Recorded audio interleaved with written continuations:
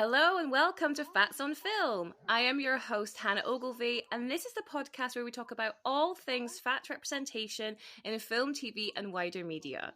This week, my guest is freelance film critic and the founder/editor of What's in a Scene. It's Matt Tilt. Hello, Matt. Hi, Hannah. Hi. Thanks for having me on. Oh, it's fantastic to have you on. How are you doing? I'm not too bad, thank you. Not too bad. Kind of looking forward to getting into Willy Wonka. So we're going to record this during December, but I appreciate this probably will come out way after December. But, you know, is Willy Wonka for you like a Christmas film? Is this something you watch every year? I'd probably watch it every year. I don't know if it's a Christmas film. It's just one that really, it sits really nicely in with like childhood. It's one of those films that I remember watching as a kid, and then every time I've rewatched it, I've kind of picked up on some of the different bits. There's a lot of jokes in this film that no kid should probably be exposed to when you start looking at them. So yeah, I definitely found that, because I don't think I've seen this film for maybe at least 10 years, and I have a very good relationship with this film. You know, I think, you know, we're probably around the same age, right? We grew up with this film, we watched this a lot, this was always on TV, but yeah, watching it now as an adult, I was like, that went way over my head as a child. yeah. I mean, for good reason. Yeah, if it doesn't go over your head, that probably indicates something deeper going on there. So yes, perhaps. Well, let's get straight into it then, because I know we're both really excited to talk about this. So Willy Wonka and the Chocolate Factory is the film we're talking about today. It was released in 1971. It's classed as a musical fantasy film directed by Mel Stewart from a screenplay by Roald Dahl based on Dahl's 1964 novel Charlie and the Chocolate Factory. It stars the wonderful Gene Wilder. I mean, again, we can absolutely get into Gene's performance, but watching this again with that distance, with an adult head on, I was blown away by his performance, right? I mean, I think that's not new information. I think everyone agrees with that consensus, but it really is amazing. Hot take, Gene Wilder is a good actor. Yeah. I know. You heard it here first, folks. Rest in peace. Also stars Jack Albertson, Peter Ostrom, Roy Kinnear, Denise Nickerson, Leonard Stone, Julie Dawn Cole, Paris Denman, and Dodo Denny. Fantastic name. This film had a budget of $3 million and made $4 million. This was considered a bit of a flop at the time. But did very, very well on the home video release, as quite a few films around that era did. And also, I just wanted to play this game with you. I always find this interesting when we talk about inflation. So this is 1971 money, Matt. How much do you think $3 million in 1971 is now worth in 2023? Oh dear, that is a very good question. Well, I guess it would have been like, we talk about films in like A, AA, and AAA now. So I guess this would have been like an AA film. So what, 50, 70 million? Oh, you've edged it a little bit further than it is. So it is 22.3 million. So yeah, like, I mean, you know, it's a bit lower than a mid-budget film. And then it made... I like how you said I'd edged a bit further. That kind of represents my spending to what I earn sort of ratio. That does. I doubled the figure that I have. You doubled it. You were like, oh, well, that must be nearly 50. And I enabled that behavior. I was like, yeah, Matt, it is. And then it made 4 million, which is around 30 million in today's money. So, you know, like, it would be like a $10 million, you know, profit. Like, well, all things considered. It would still be considered a flop in today's idea of what box office is, unfortunately. I mean, it's a cracking kind of A24 ratio, though.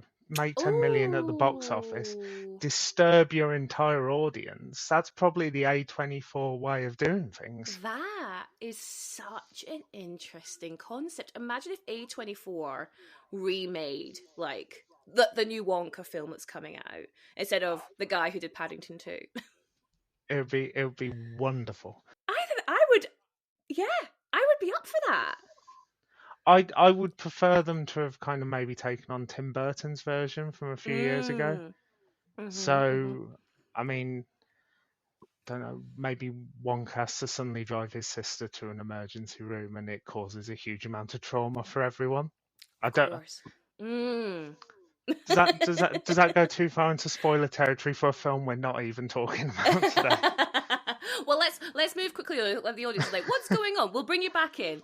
Matt, can you please let me and the listeners know what is Willy Wonka and the Chocolate Factory all about?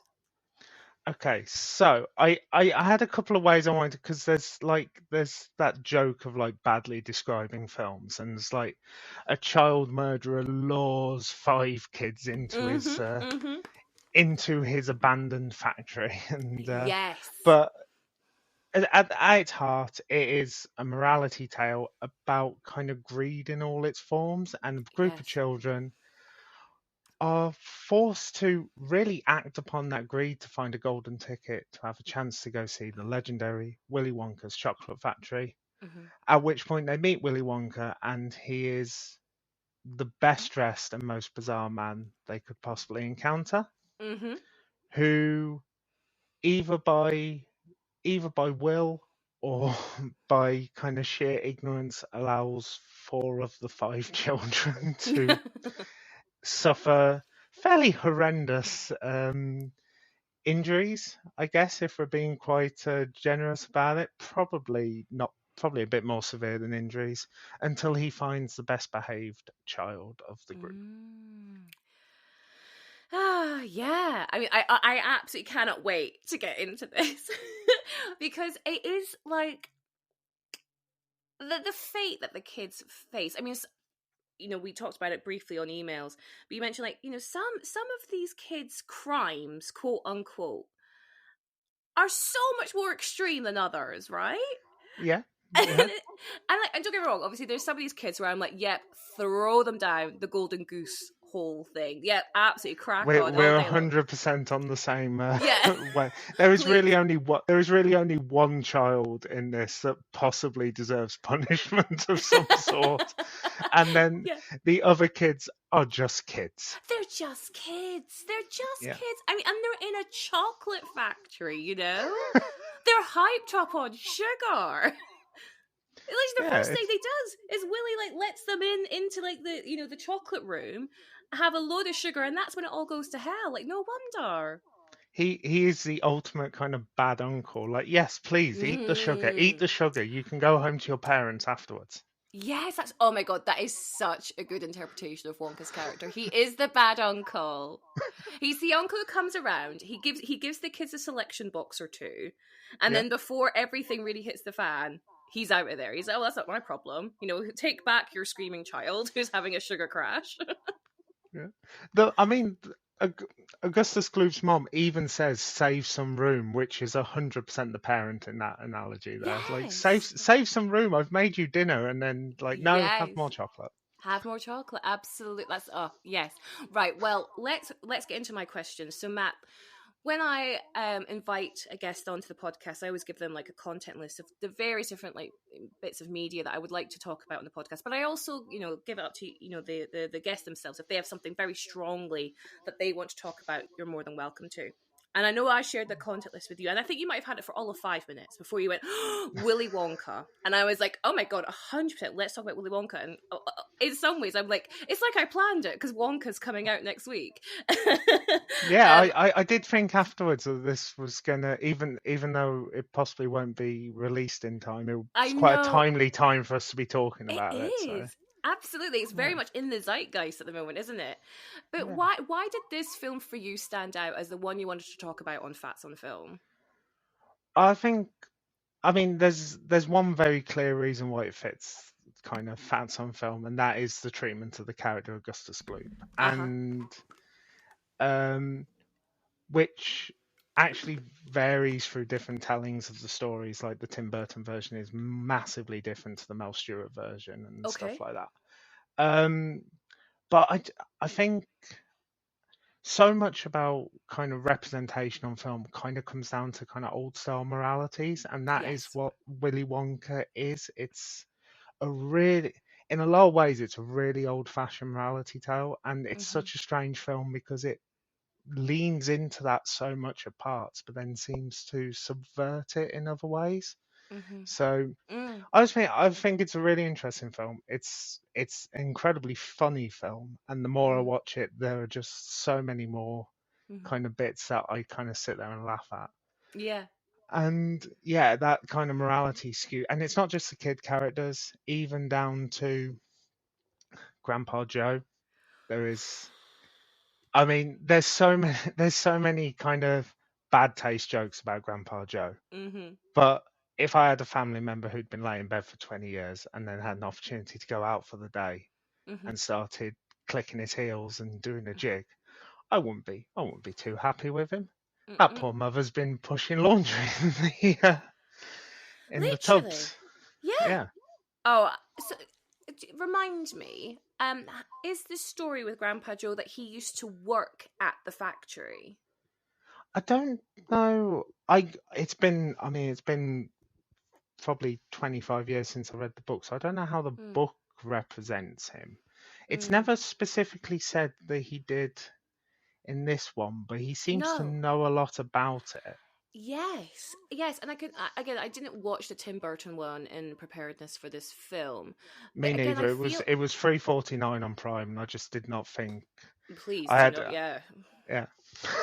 yeah, no, fair enough. I mean, that yeah, again, probably haven't seen that film since it came out. But my recollection is that there was a stronger connection between Grandpa Joe and the Wonka factory. Like he either did work there or he was something to do with it. Mm, Whereas when I rewatched this one, to your point, there isn't much said about Joe's relationship to Wonka apart from like just this kind of like casual, incessant Wonka-mania that has just taken over the whole world, right? Like everyone is obsessed with Willy Wonka yeah. and the Wonka chocolate before the golden tickets even start, you know?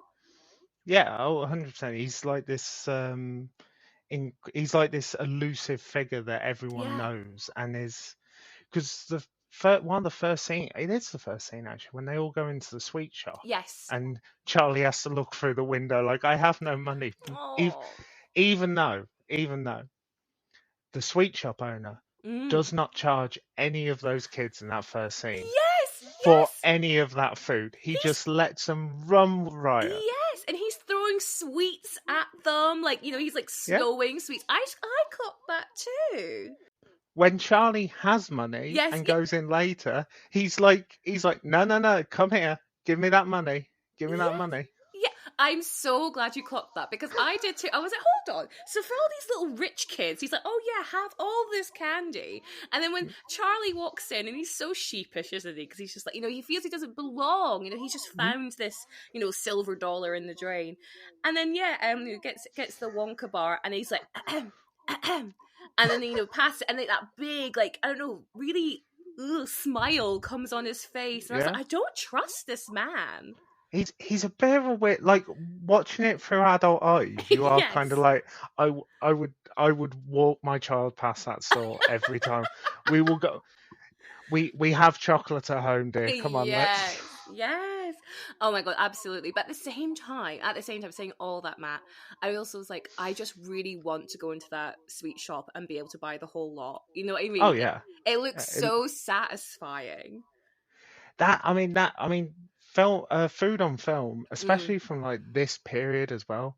There's always something a bit off about it. But in Willy Wonka, it's like, yeah, I just want to jump in the screen, Yeah.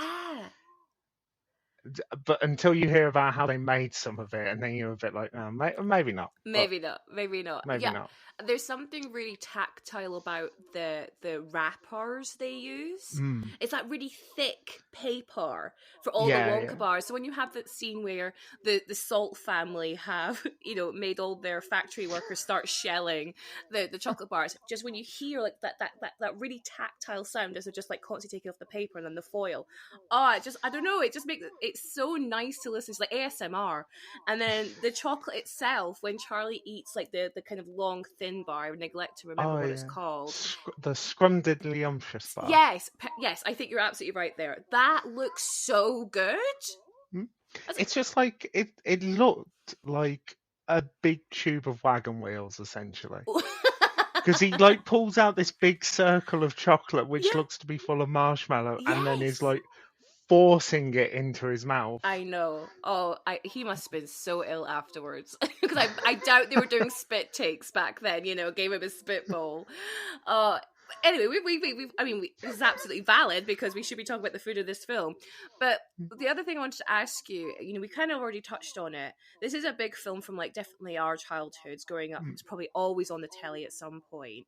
But what's your relationship with the film? You say you watch it every year. Like, what does this film bring for you in terms of like emotions and memories? I think, yeah, the whole, probably missing the point of the story entirely, but there is something really kind of nice about imagining yourself in a sweet shop, in a chocolate factory. Mm. Um, like, and I think it's something. It's like a really nice. It's an easy film to watch in a lot of ways. Like, Yes. there's something so. I mean, we said he was like the worst uncle in the world earlier, but there is something a little bit parental about Willy Wonka as well. Like, Mm. he's very sweet, and sometimes he's sarcastic. He's incredibly harsh. You Mm. don't want to get on the wrong side of him. Absolutely not. Um, and yeah, I think there's just like the whole film kind of screams childhood, from that hope of, Charlie's hope that he's going to have a better life and he's going to Mm-hmm. get something, and fighting against the odds that you are going to be. The mum says there's like 11 billion people in this world. I don't know where she got that maths from, but No. we'll let her off. But the fact that he thinks he's going to be one of the 5 of 11 billion people, Yeah. there's something really sweet about that, and it's always nice to see an underdog story, which it is. It You're is, because 100% correct. just came through the factory, you're an Yeah. underdog.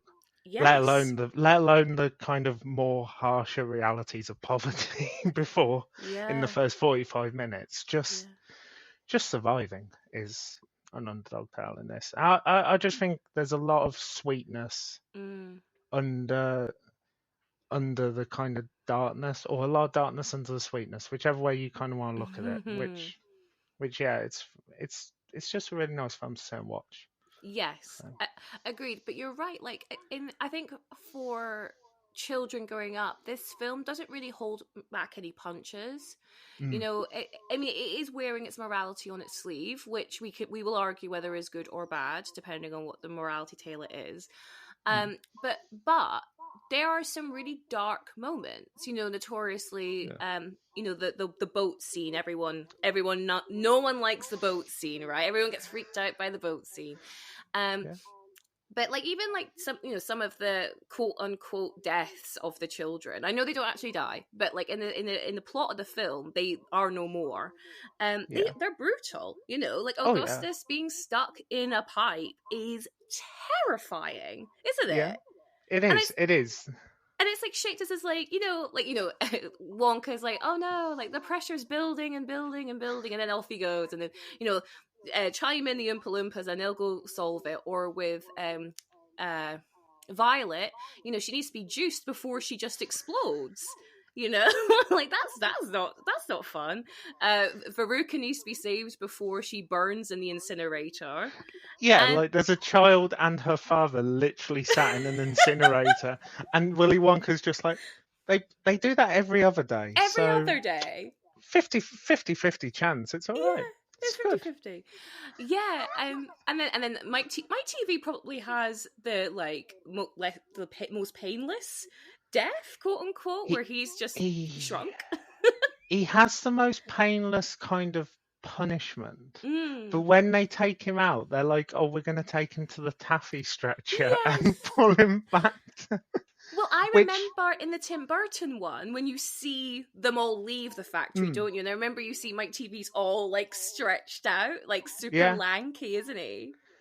I actually wanted to, because I do remember that scene, and Yeah. I did want to make a point about that, because while there is definitely some twisted morality in this film, and the final line especially, which I imagine we might touch on a bit Mm. later, is a really kind of bad faith morality. Mm. But in the remake, when Mm-hmm. Augustus Gloop comes out the chocolate factory covered in chocolate, like Yes. caked in it, and he's still eating it, and Yes.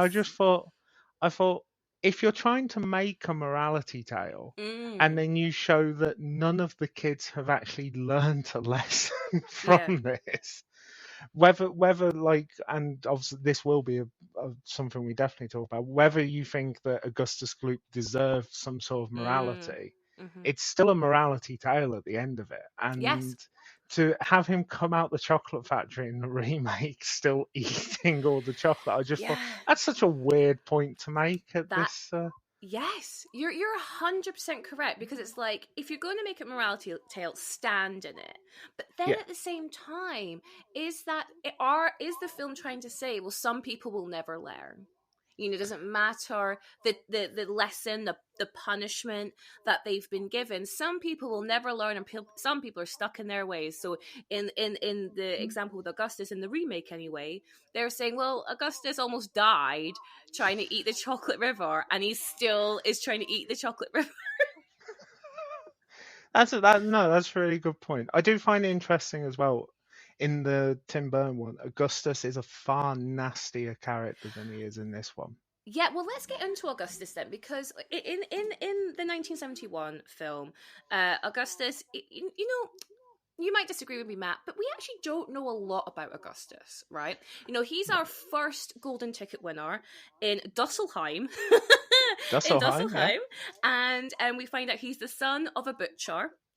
Yeah. And they are, the news team are interviewing the family in a restaurant, and the three of them are eating. So you've got Augustus, Mum, and Dad, and Augustus is eating, and the news reporter goes, "Augustus, how does it make you feel?" And Augustus replies, "Hungry." And then he goes, "Anything else?" And he goes, "I feel sorry for Wonka. It's going to cost him a fortune in fudge." And then they turn to the father, because that's what they were doing, right? Every time a kid won a golden ticket, they would interview the kid, and then they would interview the parents. Yeah. So it turns to the father to be like, "And what do you think, Mr. Gloop?" And the father turns around and bites the head of the microphone as if he doesn't understand. Like, you know, it's just food, I can eat it. And then the Mama Gloop goes, "We knew Augustus would find the ticket. Eating is his hobby, you know. We encourage him." That's our introduction to Augustus. There's some wonderfully supportive parents there. If your kid's got a hobby, support it. Well, you know what? I really wanted to ask you about this, because I actually think in all of the child parent relationships we see, I think the Gloops are the most healthy. Oh, 100%. Yes. 100%. And when I rewatched it the other night, I also thought as well. Do not get me wrong, the Augustus Gloop in this film is, in a normative sense, he's slightly larger than kind of what people would expect. Mm-hmm. He is not fat. I was a fat kid, and Augustus Gloop is not fat. Yes, I totally. He's just a bit husky, you know. He's a bit husky, and they do him absolutely no favors by putting him in about 6 layers on top. Yes, and short shorts. That is not doing anyone any favors. I know. But so I mean, I get that he wasn't like. I get that there's casting things, and obviously they couldn't CGI him, which I think they did a little in the Tim Burton one. Mm-hmm. But if you want someone to be the morality kind of punchline to say that you shouldn't eat too much chocolate, maybe don't pick a kid who is just a normal kind of middle school rugby player size kid. I totally agree. It's interesting where we have this. Children's films can sometimes really struggle with hiring a larger child actor and then making that be the punchline. So when I think about it, you're absolutely right. Augustus, the actor who plays Augustus, is not a big kid. Like you say, he's just a bit round, and they've purposely dressed him to make him look bigger than he is, and then also constantly comment on the fact that he's bigger than he is. Because when Wonka first meets him, and he goes, "So good to see you, and in such fine shape." Now, saying that out of context, that sounds really positive, but in the context of the film, that is a dig at the supposed size of Augustus, right? I Willy do get Wonka it. is the pettiest man on earth in this film. It's Well, so funny. it's not the first time he mentions some. Oh no, it's not the last time he mentions someone's size in this film, Mr. Wonka. Yeah, he's a little bit sizeist. But yeah, so you have this problem with like, oh, do we hire a larger child actor to play a larger character whose punchline is the fact that he's larger? And I think in the Danny DeVito Matilda from the 90s, Yeah. they hire I neglect to know what the actor's name is, but Bruce Bogtrotter, you know, that kid's a big kid, that kid's a fat kid, no doubt in my mind. We've actually recorded an episode of Matilda which will be going out at some point in 2024, and we speak about actually how positive it is to see a larger character and then in sort of a quote unquote heroic Oh, role. 100%. You Yeah. know, he's sticking his finger up at Trunchbull, you know. But then, I don't know if you've seen it, we've had the musical version of Matilda out. Was it this year or last year? But the character of Bruce Bogtrotter is a, normal-sized kid with, like, a terrible fat suit on. But it looks like a pillow stuffed up. Yeah. It's really bad. And so you have this, like, well, how come you got it right in the 90s and you've kind of regressed in the whatever year we are, 2022, 2023, whenever that came out. And then you've got in 1971, we have the Wonka film. Like you say, he's not the biggest kid. He's still probably the biggest kid out of the five, for sure. But he's not big. But then in the Tim Burton version, my memory of Augustus is that there is a lot of CGI at play. There's definitely something else at play because I think they all look a little bit Uncanny Valley, but he looks particularly Uncanny Valley. Yeah, there are some kind of screenshots. I think I must have seen it when I was seeing if the film was available to watch it. There were some screenshots, and he's like staring at the camera, and it is like AI made this. I do not believe that's a human being. Yes, yeah, I think we must be thinking of the exact same image. He's like looking over a chocolate or cake or something like that. Something like that. Yes, I think it's when they're maybe in the chocolate room when they first enter. So I think we're right. But yeah, there's something just not. And when I think about the other child actors in that film, like Freddie Highmore. I mean, I know Charlie Bucket is meant to be the most real, quote unquote, character, but definitely doesn't have that sense. But Augustus, maybe because they had to make the kid bigger than what he actually is, there is this real sense of, camera trickery going on, and we can sense that as the audience. So I think Hollywood has a really interesting line it has to balance on when they show fat child characters, because I think, coming back to the morality of this film, we still in media believe fat is bad. And so if we are showing fat child actors, are we promoting, glamorizing, encouraging, and I'm using all air quotes there, folks, but like showing that representation, is that encouraging other children to be fat? Obviously it's not, right? Obviously it's not, because me and you were fat kids and we didn't have fat kids to like inspire us to be fat kids. It doesn't work like that. This was all my own mental power that got me to that point. So. This is all my own doing. But no one influenced us. But that is the big fear when we show fat people on screen, is that, oh, you'll be encouraging others to lead a quote unquote unhealthy lifestyle. No, because when you talk to any fat person, you go, does anyone encourage you to be fat? Like, what fat celebrity encouraged you to be like? There is no answer to that question, right? No, not at all. No. In fact, I would argue that in this version, if in the Gene Wilder Willy Wonka film, Augustus Gloop is maybe just below Charlie. He is the one kid that people should aspire to. He has good table manners. He does. He is polite. Mm-hmm. You could say that he gets greedy in the chocolate room. Sure. But every single one of them gets greedy in the chocolate room.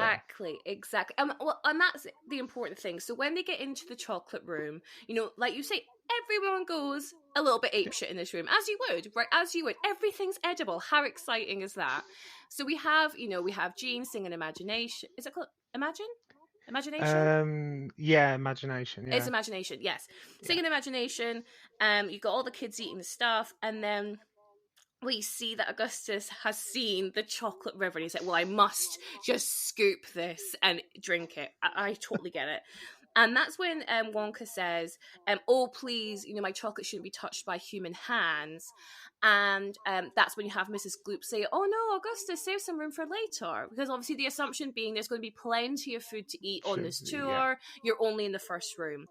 But then Augustus isn't heeding this warning. He isn't listening to the adults in the room, and he falls in. His greed, quote unquote, has allowed him to fall into the river and be sucked up by whatever it is, the pipe. And it gets trapped before the pressure builds and builds. Oh my god, Augustus is screaming for help in this pipe, by the way. Yeah. And then finally, he gets blasted through, and the Oompa Loompas get called in to take Mrs. Gloop to wherever it is that... Oh, the fudge room. The fudge room, yeah. He's going to be... They'll boil him into fudge, I know it. Yes, perfect. They're going to boil into fudge, I know it. Okay, and then we get our very first... Oh, no, sorry, there's one bit I just read in my notes here. When he's stuck in the pipe, I'm not sure who it is. It might be Violet's dad, who says, because he gets stuck in the pipe, and someone says, it's his stomach that's done that. Yes, it's Roy Kinnear. It's Veruca Salt's dad, isn't it? Oh, is it Veruca Salt's dad? Yeah. Okay. Yeah. I can see him saying it out the side of his mouth. Yeah. Oh my god, yes, thank you for that. That was a really good prompt. Yes, so he says that, and I'm like, okay, so again, it's just making it explicitly clear here, folks, that the reason for this kid's downfall is that he's eaten too much. He didn't listen to Wonka or his mom, or the other adults, and now he's stuck because of his stomach, of his weight, As if getting to the fudge boiling room is better if you just do it quickly. If he was really skinny and went straight there, the problem would have just been solved. Absolutely. The pipe goes to the same place no matter what. Yeah. If Veruca had fallen in and gone straight up, she'd still be in the fudge boiling room. That is such an interesting point of view, Matt, because we are told as the audience that him getting stuck is an inherently bad thing because his stomach did that. But you're right. If we put one of the kids, Mike TV, that's a small kid, right? Mike TV would have gone straight up, straight into the fudge room. The Oompa Loompas might not be able to catch him turned into fudge, but that's not the morality tale this particular scene is telling. Not. And also, it's that next added level of humiliation for Augustus. The fact he has to sit. And watch. And be watched, scream for help, and his poor mum also screaming for help.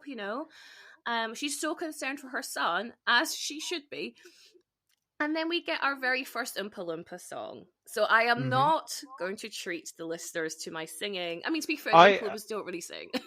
I think, Hannah, that you should go through all 4 of the Oompa Loompa songs for us, and we... You can all just judge me. We can put a poll. We can put a poll at the end to tell me which one I best performed. Okay, so Augustus's Oompa Loompa song is, what do you do when you guzzle down sweets? Eating as much as an elephant eats. Where are you at getting terribly fat? What do you think will come of that? I don't like the look of it. And then it goes, Oompa Loompa, blah, blah, blah, blah, blah. If you're not greedy, you will go far. So the Oompa Loompa structure is, the first bit's very specific to the character's fate. And then we'll have an Oompa Loompa, dee-dee-dee-dee, and then we get the morality tale. So the morality tale is in this one, if you're not greedy, you will go far. Again, Matt, this is probably the first time I'd ever actually heard these songs and listened to them and gone, oh my god, these are horrific songs. And for some of them as well, it even puts the lyrics on screen so the kids can sing along with them. Yes. Oh my god, that is such a good point. Yes, it's encouraging audience participation. Yeah. But I this and Augustus Gloop's kind of morality tale in his Oompa Loompa song. This whole film has such a weird relationship with eating because they sing the song about Augustus Gloop of what do you get when you guzzle down sweets? When everyone, adults included, have Yep. been spent the last 3 minutes guzzling Mm. sweets and eating as Mhm. much as they can. Mhm. There's a moment later on when even Charlie and Grandpa Joe aren't immune to being greedy and taking Yes. food, drink that they shouldn't. Yes. But this film has such a weird relationship with food because there was a bit at the start when Charlie brings his paper round money back Yeah. and he gives Grandpa Joe a little bit for his tobacco. He's going to pay for Grandpa Joe's tobacco now. Yes. Yeah. And this film and Grandpa Joe's. Oh, sorry, no, I'm getting it. There's after he said that, Mhm. Grandpa Joe gives him some money to buy chocolate, Yes. and Charlie brings him tobacco back. Mhm. Or no, Grandpa Joe buys him a chocolate bar, which should have been for the tobacco money. And Okay. we're in, yeah, it should have been for tobacco, and Grandpa Mhm. Joe's bought him the Wonka bar. It's when they lay in bed and they're Yes. hoping to find the, Everyone's asleep. yeah. Yes. And he, and this film has like where Charlie is like, no, Grandpa, that Mm. food was for that money was for tobacco. And we're in Mm. this weird scenario where Grandpa Joe, who hasn't worked for 20 years, who has been laying in bed and has Mhm. got everyone buying him tobacco for him.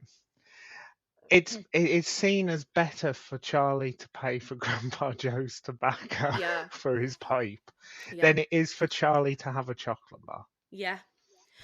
You're right. This film has a really weird relationship with smoking.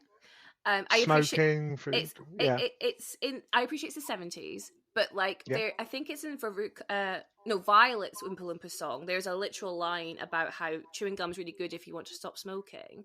yeah. But then we also see, like you say, like we've got Charlie being like, well, that money that a child laborer has scrounged for you, God bless him, is for your tobacco, Grandpa Joe. And Grandpa Joe's like done, I don't know, like the moral thing, quote unquote, and you know, given Bought up him a his chocolate bar. and bought him the chocolate bar.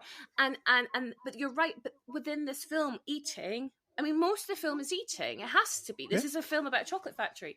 But it's this line with Augustus compared to the other characters where well, they're all eating the same amount as him in this chocolate Mm, factory, right, in the chocolate room, um but because he's allowed, quote unquote allowed, or he's indulged too much, mm, and that's physically manifested in a stomach or just mm. increased weight gain. That's bad. Like, okay, Yeah. yes, you can eat, yes, you can have as much chocolate as you want. If you think about the Wonka-mania again, like sweeping the planet. Loads of people are hoarding chocolate bars. The rich people, Veruca Salt, they're able to buy and buy and buy chocolate. They might not be eating it, but they're able to buy it. And if they're buying it, it means that other people can't have it. Like, all this kind of stuff is going on. But Veruca isn't a fat child. So that's not like, doesn't matter if she's being quote unquote greedy with the food, because she's not being greedy with the food. She's being greedy with the golden ticket. Mm. With it, it can't. No, that's not fair, actually. I think it knows what it's doing, and it is saying, yes, you can eat, yes, you should enjoy chocolate, but only in moderation. If you're Yes. getting to Augustus's size, if you're getting to like his father or his mother's size, then you've gone too far, and therefore you should be punished for it. Now, I've said that out loud, right, Matt, and that's really resonated with me, because that's the constant battle I have in my head. Getting a little bit deep for a second. Oh, I should have asked, like, do you have any like triggers with like eating disorder chat or anything No. like that? Okay, No, cool. I don't. So. No, I just want to double check, because I was just going to go really heavy, and all of a sudden I was like, hold on, I have no idea.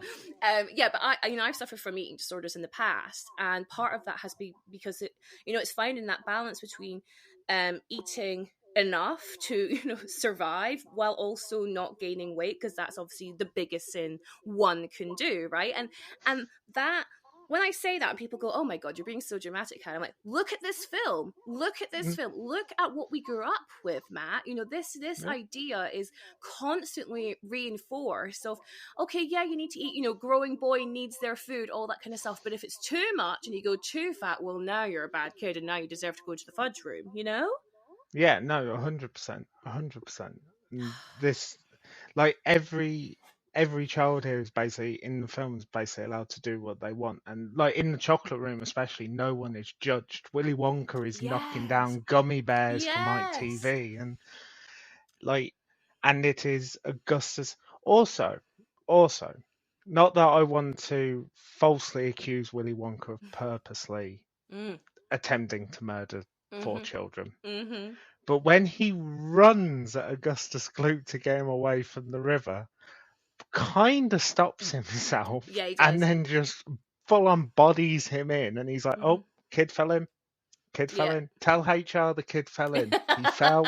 He I fell. was nowhere We near him." we have witnesses that say I was nowhere near him. Take their statements.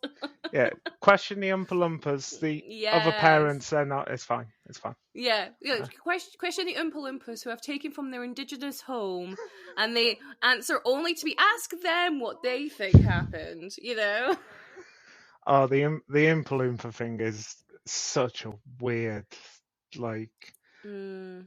But It, then, it's interesting because both the Tim Burton film and the current what is it, a prequel coming out, are both avoided the small person criticism by getting a normal, are they normal size? Well, Hugh Grant definitely is, or a regular I size. don't think. I think it was a small person for the No, I Tim think you're Burton one. right. I think you're right. I think they were a small person, but it's the same one, and they just like duplicate Yeah. them, right? So it's like, oh, we'll get around it like that, and it's like, well, hold on. Like, I mean, I'm going to say this right now. I don't know. I am not someone who should be speaking about this. I don't have enough experience, but surely, like, I don't know. There can't be that many roles in like remakes for small people, and then you've just taken them away completely because you're just going to use Hugh Grant, for example, and just CGI him being super small. I don't know. It just feels weird to me. But then again, It is, yeah. I'm not. Maybe I shouldn't be speaking about this. But they managed it in this version Yeah. because I'm sure I didn't pay enough attention to each individual Oompa Loompa on the screen. Yeah. But there are 5 or 6 normally No. shown at one point. I did read. I think there's around 11. 11. That So. they used, and I know that because they filmed this in Germany. Mm. And they found that they couldn't find enough, or as many as they needed, like small people in Germany, so they had to hire them from the UK and places like that to like kind of make the numbers up. And then I know one of the Oompa Loompas is a woman, Okay. where all the others are men. And then I think some of them were German and didn't speak English, so had to learn the Oompa Loompa songs like phonetically. Which that happens all the time. No, that's Yeah. Augustus Gloop had the actor who played Augustus Gloop didn't, because I read somewhere he was supposed to have far more lines originally, Okay. but because he was German and didn't speak English very well, even though he does a brilliant job in the film, I was going to say I would never even clocked. Yeah. Yeah, apparently he didn't speak English very well, so they cut his lines back, which. And again, because I said that the version in Tim Burton's is far meaner. Yes, yeah. So please, can you recall what he says in difference? I can't recall exactly what he says, but I know he's quite rude to Charlie, and he's more of a kind of. I mean, I think they all are. They're all far more heightened, and they're all more spoilt brat style than they're not. They're not solely defined by the one thing that Dahl is trying to make a morality tale of in Tim Burton. All of them have that added element of spoiled brat in as well, just to make sure you really don't like them and don't have any sympathy for them. Yeah.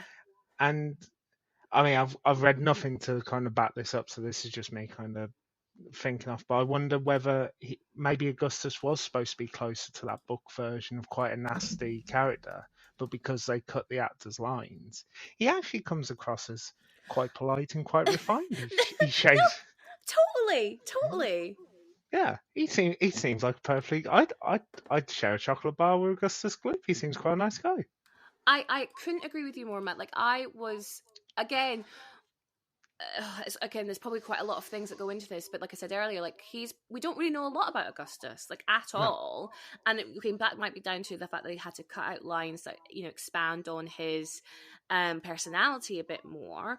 But what we are left with is just like he seems like a really all right guy. He just likes his food, but so does everyone in this film. So like, what's the problem exactly? It's such a it feels like because like every kind of part of everything that's wrong inverted commas massively with these kids is kind of comes from a greed and a kind of almost like a seven deadly sins version of greed, like coveting and things like that. And it almost feels like Augustus Gloop was he's because the first thing you think of or society thinks of when they think of greed is someone kind of shoveling stuff into their face. It's the one that it's almost like the starting block for you to then go, well, you've got the fat cat of Veruca Salt's dad who is greedy and she is greedy. You've got I don't like Mike TV's a bit of a weird one because he doesn't quite fit in. He just likes TV. He's slovenly, I guess you'd say. It's so funny you say that. So when I was explaining, I was talking to my partner about our recording and about, how I'd watched Willy Wonka and how I had all these thoughts.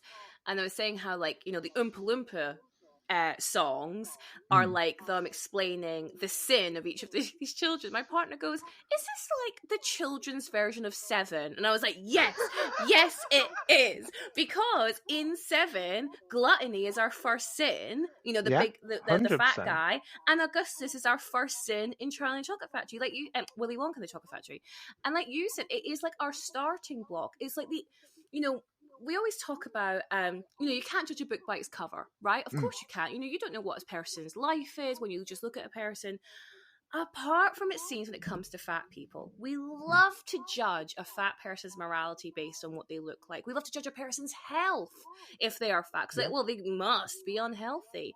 And so from a film point of view, from a storytelling point of view, it's super easy to get the audience on board and be like, well, this kid's fat, and you're like, oh well, deserves to meet his fiery end in the fudge room, like it's visual. It's for a visual medium. It's like, unfortunately, we have these kind of set stereotypes that we. Yeah, absolutely. And I've said it before and I'll say it like a million times more. When a film, it only has so many run minutes, right? So it's not going to waste, if it can get across a person's character just by their looks alone, it's going to do it, because it means it doesn't have to waste those run minutes explaining motivation, explaining characterization. You mentioned Mr. Salt, Veruca's father. We see, he's a bigger guy, but he's also this greedy factory owner, business owner. He'll give them a £1 bonus if they carry on working overtime. Although I guess inflation, but Jesus, I mean, come on, I don't think it could be that much. But yeah, he is this fat cat, which you so brilliantly put. And without even really understanding much about him, we've all of those existing stereotypes that exist in our head because of other media, right? Media, other influences have allowed us to set these stereotypes in our minds. It means that Mel Stewart doesn't have to waste time explaining that to us. I mean, I think the best example in that film of that kind of stereotypical visual storytelling is Slughorn. Facial scar. Turning up in a dark alley. Yes, he's definitely a bad guy. He's just finished laser beaming James Bond to death, literally. And now he's come over. He's gonna torture these little kids. Yeah, he's 100% a bad guy. 100%. And like, even like, the music cues when he turns up and it's like ba ba ba, like, oh, what's going on? There's a bad guy, and he just happens to be at every single one of these like golden ticket winners wherever they are on the globe, Well, and I mean, I assume we can go into spoiler territory here. Yes, please. Yes. The fact that Slughorn isn't Slughorn, he is an employee of Willy Wonka. The fact that he is there at every point kind of goes to, surely there's no way Willy Wonka could have not planned this. He knew exactly the kids that he wanted. Yes. How he knew these children is beyond the point. How he knew that there was a slightly overweight child in Bavaria and an incredibly annoying girl in England. How he knew all of this, I'm not sure. But he must have planted these tickets. Yes, well, Charlie lives next to the Wonka factory, so it makes sense that Wonka may have known about Charlie, Yeah. But with the other kids, does he have spies all over the globe? Like, wait, why did he pick? And you mentioned Mike TV there earlier. Like, he probably is the most. Uh, he's not. I don't think he's that bad of a kid either. I think he's just like obsessed with TV. But like you say, when you say slovenly, like if that's his sin, out of the 7 deadly sins. But how does he know about him? He's getting a revolver when he's 12 years old, apparently. So I totally forgot. There could be issues later with Mike TV, but maybe mate, not at this point. He's all right with his little cap gun. I was going to say, not until you're 12, son. That's so funny. It is. Anything else on Augustus that we wanted to cover here before we move on to Mr. Salt? No, I think we've concisely put across that he's just a normal-sized child who likes chocolate, who Willy Wonka may have kicked into a river. Yes. But I did want to just, because while we were talking about the golden tickets bit, I remembered one scene, and this is 100% something that went over my head when I watched it as a kid, and had to kind of double check that I was right when I saw it this time around. When the 5th golden ticket is allegedly found by the man in Paraguay, and this is one of those jokes that I just like. Not hardly anyone will get this joke when they first watch it, but they show up a black and white picture of a guy and say he's a gambler and stuff. And I was like, that picture doesn't look right. There's something weird about that. That picture is Hitler's chancellor. Oh. And they all fled to South America. All fled to South America. Yeah, it is such a weird, deep joke in a kid's film of like, this Nazi is now hiding in South America, but he's not hiding so much that he doesn't want to go to Willy Wonka's chocolate factory. Absolutely. And I think what's really interesting about the Paraguay guy, that rhymed, is that's our only alleged adult winner. We see, I keep coming back to the Wonka-mania because I know you love the Wonka-mania parts as well, but they are so funny. But we understand, like, adults are just as excited as children, right? And so they're also, buying case and case of Wonka bars, and, teachers are teaching math lessons on, how many Wonka bars did everyone eat? How funny is that maths teacher? Because he's doing the percentages, and Charlie says he had 2, and the maths teacher cannot figure out the percentage of 2 chocolate bars out of 1,000. Oh my god, that teacher is so funny for so many different reasons. like the actor who plays him is so. And you know what? Actually, what the world building of this film is really interesting, isn't it? Because you have all these mix of accents going on. So like because I googled it, I was like, where is Charlie's town meant to be? And I understand it is meant to be in America, but they purposely filmed it in Germany because it was cheaper, but also Mel Stewart wanted to have this like timeless quality to it. And because when like Charlie's like walking down the street to go to like the paper stall or like past the candy shop, like you can see like these buildings are quite colorful, which is not what you would see in like American towns, and they're like, there's something kind of like a storybook about it. And then you have like, the teacher has an English accent. Obviously Charlie is American accent, but I think even like the sweet shop owner, like he speaks in an American accent but sings in an English accent. There's all this weird going on to build to a place where like this doesn't really exist. This is like a place that doesn't exist in the real world, but this is where Charlie is, and this is where the Wonka factory is. And obviously the Wonka factory in itself is this miracle place that shouldn't really exist, the time-space continuum void is obviously very apparent in that space, It does have like an Overlook hotel style where doors that move and there's windows where there shouldn't be windows. So. Exactly. So it really feeds into this uncanny valley of the town, which I think really helps perpetuate that this isn't our world, this isn't the real world as we know it. This is like a world that Roald Dahl's created and Mel Stewart's created. It makes you wonder how anyone thought Roald Dahl hated kids when he creates a world where they're thrown into chocolate rivers and shrunk. Yeah, exactly. Punished for like basic things, things Yes. that children just do. Um, Oh yeah, so the other thing I was doing, I just quickly Googled the Tim Burton version, Mm. and the actor who plays Augustus there is a German actor called Philip Weigartz or Weigratz. I apologize if I'm butchering your name, Philip. And he wore a fat suit for that Yeah. role. Yeah, which makes sense because that's what we thought. We like there's something not completely right about that. Something not right, Yeah. and like. Not that it not like should make a difference, but I guess in that visual storytelling thing as well, like Mhm. actually having, even if it is a fat shoot, which it shouldn't be, but actually having someone who is clearly, because I still hold to the fact that Augustus Gloop in this version is not overweight, No, not even he's in just the a bigger guy. slightest. Yeah, He's just just a he's slightly just bigger. built different. He's just Yeah. built different. Absolutely, absolutely, and this is the other thing, isn't it? That like people see. I literally having this argument on the internet this week. People forget that like, oh, just knocked my mic. People forget that like we're all different bodies. Like Mm. me and you could eat the exact same thing, but one of us might gain weight and one of us might not do anything, or we might gain, I don't know, a little bit of weight, but I might put it more in my face while you might put it more in your belly because of how our bodies are different.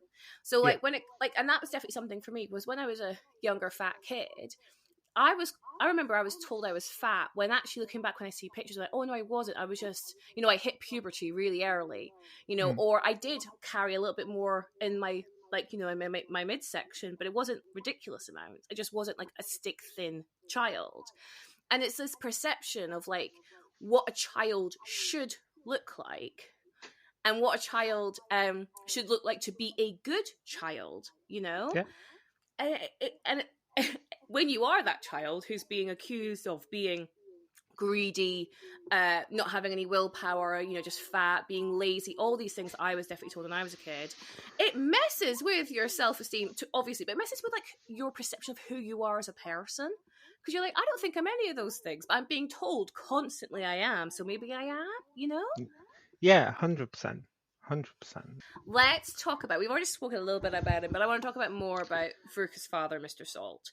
So Okay. you mentioned how, he is this fat cat character, Mm-hmm. but and I couldn't agree with you more there, but also he is this absolute doormat to Veruca, isn't he? Yes. It's breaking my heart. Oh my god. Okay, so let's talk. Well, we can use this time to also talk about Veruca. Okay. So we kind of, spoiled it a little bit earlier, and we think we're on the same page with that. But Veruca is 100% the worst child. Easily. I do love her song though. Her song's brilliant. I do feel kind of bad judging like an 11-year-old for a scripted character. But... No, this is no hate to the actress. Absolutely no hate to the actress. She does a fantastic job. Like, to make Veruca like that, like hateful, is impressive at that young an age, right? I think she does a fantastic job with the musical number. I love the choreography, like, all the boxes and the bowls of stuff as she like throws it into the air. That's so satisfying, isn't it? It is, yeah. That whole scene is, and it kind of comes when the film has kind of got to its weirdest point. You're like at this really weird technology and stuff like that. So yeah, it's a really nice set piece in there. Yeah, absolutely. Like it's almost like they're totally, by that point they're not phased by the golden goose eggs. They're like, of course, there's a golden goose egg laying room at this point. It makes so much sense. But yeah, Veruca's character, she is the spoilt brats of spoilt brats. I think every kind of stereotype we've seen of the spoilt brat trope in film is based off Veruca. She really is the blueprint. And we see, when we're first introduced to them, we understand that they have a factory, is it Salt Peanuts? Yeah, it's a nut factory. Yeah. Yes, it's a nut factory. Because there's a really funny scene when not Mike TV, Violet's dad. Yes. He asks what business he's in, and he just goes nuts. Nuts. and it's always implied that the other guy thinks he's like fobbing him off, like he doesn't want to torture him, but he's literally just saying, "I'm No. in the nut business." Yeah, he's in the nut business. Yeah, because Violet's dad is a used car salesman, isn't he? Which is Yes, perfect. He's got that energy, doesn't he? 100%. So then we see that Veruca's dad, Mr. Salt, has taken all of the factory women off of the usual nut-related work and put them to work in like shelling the chocolate bars, and it's something ridiculous. They're shelling like 250,000 an hour or something like that, isn't it? It's a hugely productive factory they've got going there. Yeah. Very productive. And she's like, how have they not found them yet, And what I find really interesting, I always find accents really interesting in film, because again, coming back to that idea of like, what are accents trying to tell people? We have stereotypes and tropes assigned to different accents. So Mr. Salt and Mrs. Salt have a northern accent, but Veruca's accent is southern and more posh, right? Quote unquote 100%. Posh. And that for me is a very interesting story about social mobility. So I can imagine, like, Mr. or Mrs. Salt might have, met when they were younger, and he's built this factory from the ground up. He is a hardworking, like Yorkshireman. He's like, I've made my money, but he's been able to, maybe he came from, just like a normal kind of, like, what am I trying to say? What's the difference? It's not private school, public school. Yeah, like just the normal school system. So like comprehensive. Yeah, normal school system. And he's, built himself from the ground up. But then when he's had his daughter, he can now afford to give her all of the things that he may not have had as a child, right? And so potentially sending her to private schools and, finishing schools and all that. So she has developed this more posh accent, which is very different to her parents. And I think that's really good storytelling, because we understand really quickly that's what's happened, and that then feeds into why perhaps Mr. Salt is such a pushover with his daughter, because he's like, well, I can afford to do this for my little girl, Go on. I think when they're when they're shelling the chocolate bars, they're in the office above the factory floor watching. Mm-hmm. And he says that line, "It's breaking my heart. I just want," and you can tell that he hasn't given her any. He hasn't given. It's not like these, like you were saying. It's not like a dynasty where they've given it because they can. Yeah. He genuinely started giving his daughter what she wanted because he was in a position to do it. Yes. And it has now got to a point where he is trapped, because the wife in the short scene that she has, yes, doesn't do herself many favors with her reaction to, and she basically even says, like, you promised this, now you're going to have to follow through. And you can see how it went from loving dad in the start to kind of pushover, because he kept trapping himself. He kept saying yes and wanting her to have the life that he didn't have. Absolutely. And I think on that, like, I appreciate, and the Oompa Loompa song absolutely implies that the whole reason why Veruca exists as she does is because of the parents, Yeah. They literally say, you know exactly who's to blame, the mother and the father. Do, do, do, do, do, do, do. Like that's a great Those song. little refrains throughout all of the Oompa Loompa songs. I love those bits. Love it. I don't like the look of it. Yes, it's so good. It's so jaunty.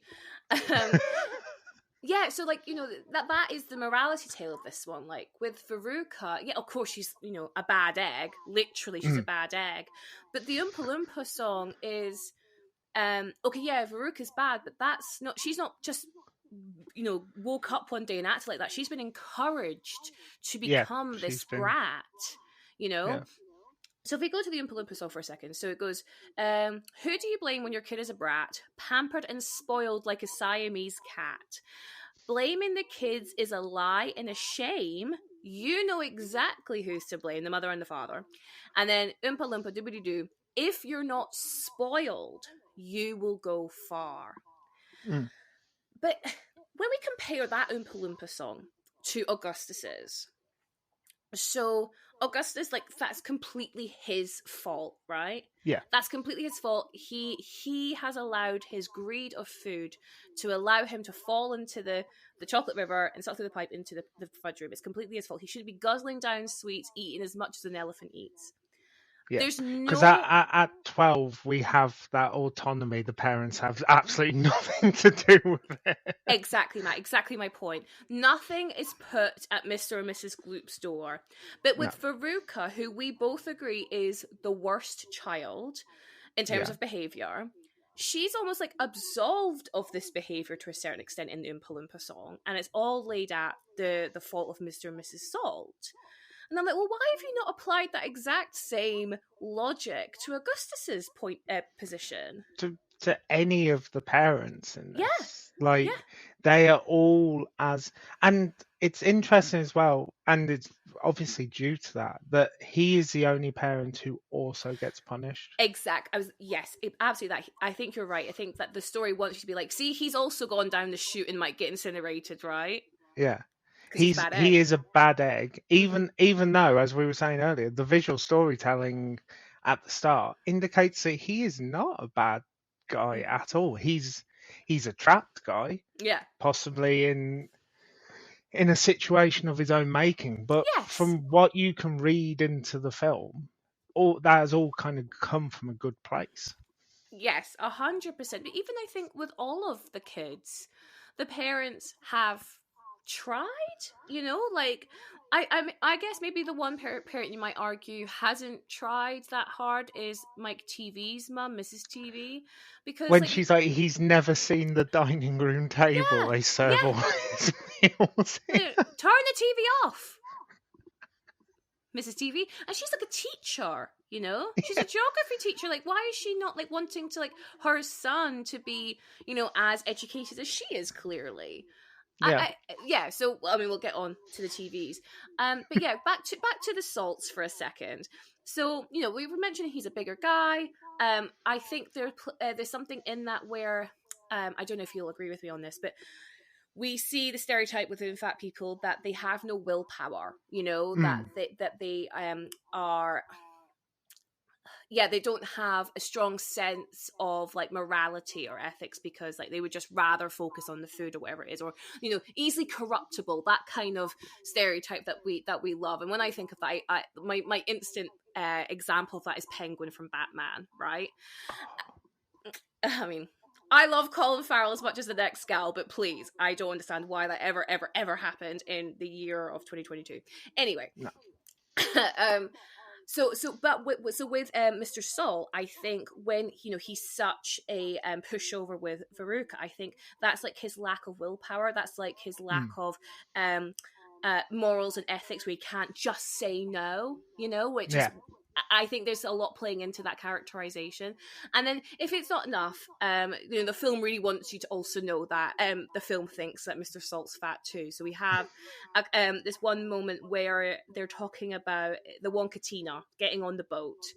And what does he say? Where is it? Oh, yeah. So Mr. Salt goes to Wonka. Are you sure this thing will float? And Wonka goes, with your buoyancy, sir, rest assured. And he uses his little cane and pokes him in the belly. It's so horrible, but it's so horrible. It's so funny.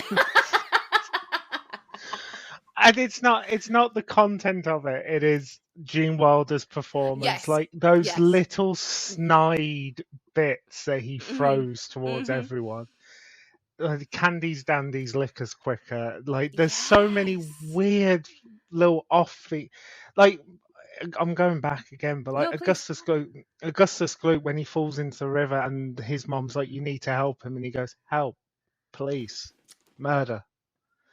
It's, like the savagery of Gene Wilder in this film is just uncompared to anything else. I mean, like, there's a reason why there's so many memes that came out of this film, right? We have sarcastic Gene Wilder.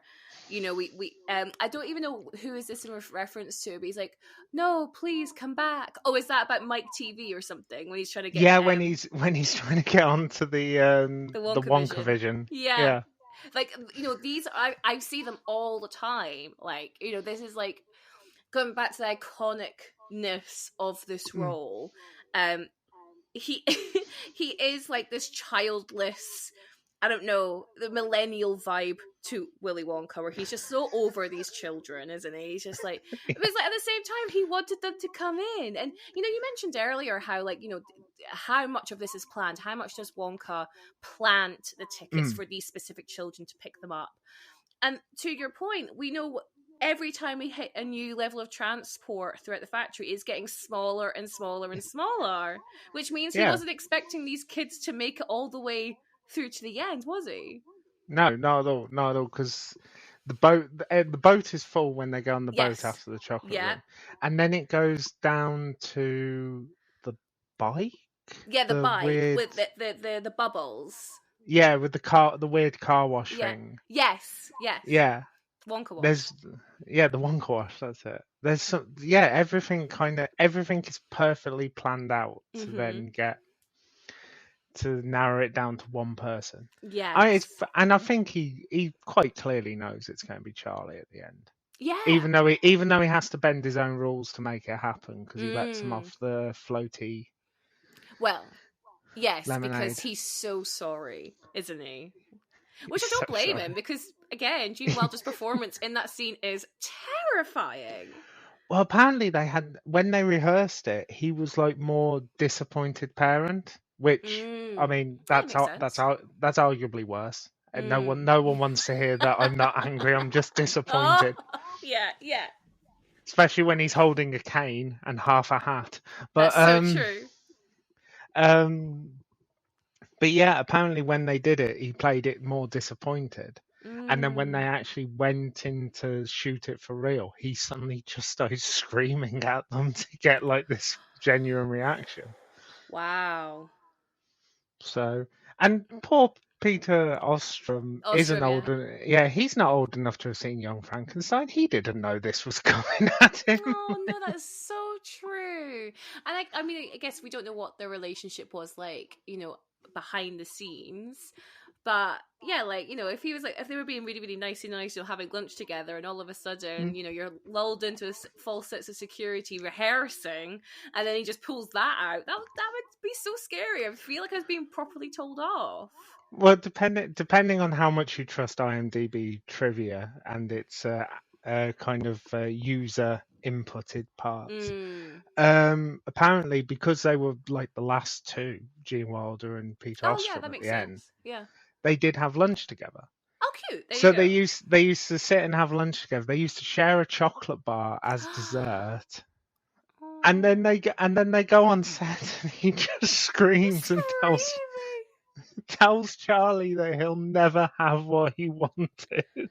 Oh my god, that's so heartbreaking. It's brutal. It's brutal. It is brutal. What would Willy Wonka have done if they hadn't realised that they needed to burp to get down from the rotating fan, and then has to find one of the other kids, the least bad of the other kids, and explain to the local council why there are bits of an 80-year-old man floating down. What happened to their paper boy? What happened? Oh no! The Oompa Loompas just like scrubbing down just pieces of Grandpa Joe. Like, he already complains to them and says that they're gonna have to like completely disinfect. Yeah. Imagine if they did that.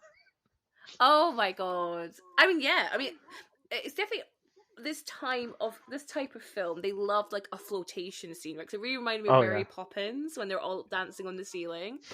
And to be fair, it does look like a lot of fun. I did read back on the IMDb trivia stuff that apparently it was quite painful, like being harnessed around the crotch area.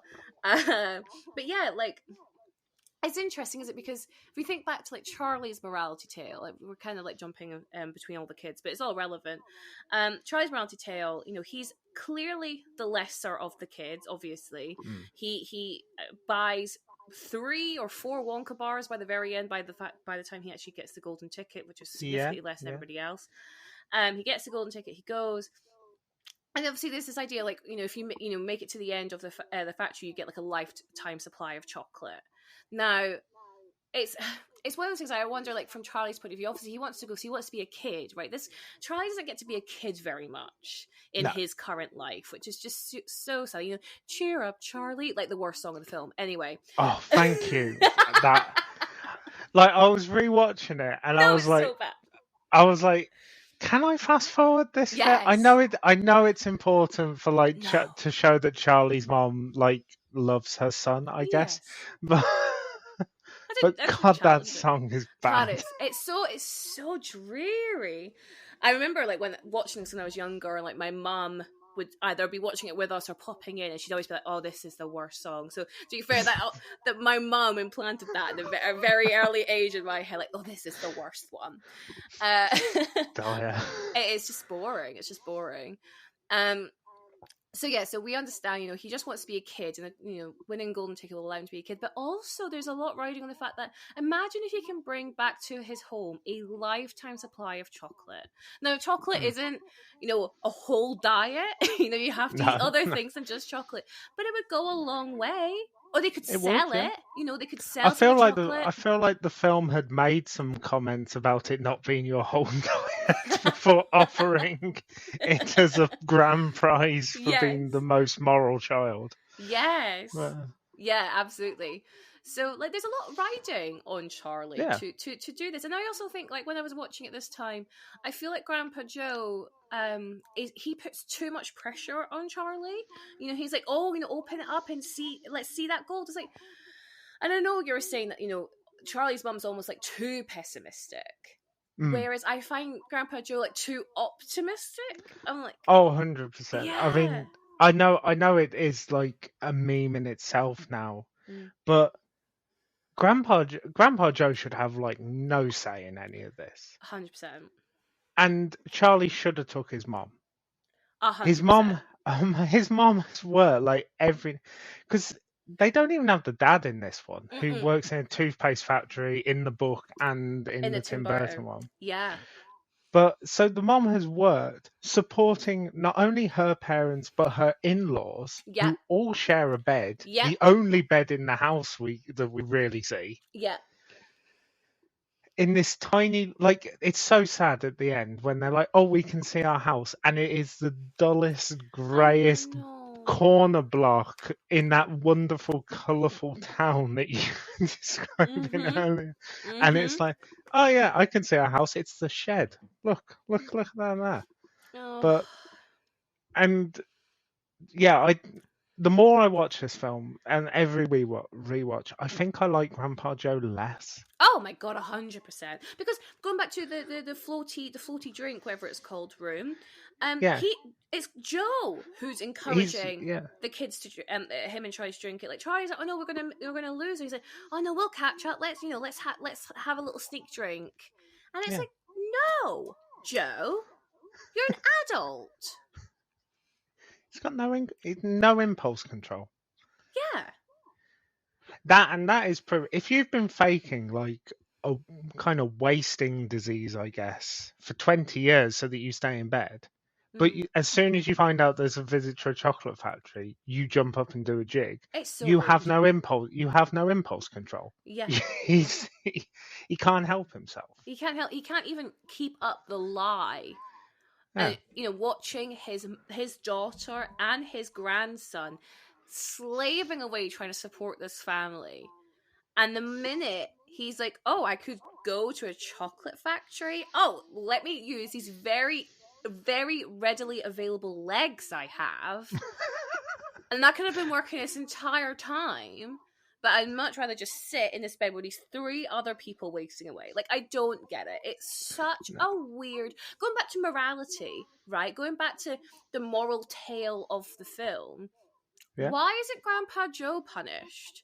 We mentioned how we think Mike TV's sin, quote unquote, is like sloth, laziness, that sitting kind of around stuff. watching TV. Yeah.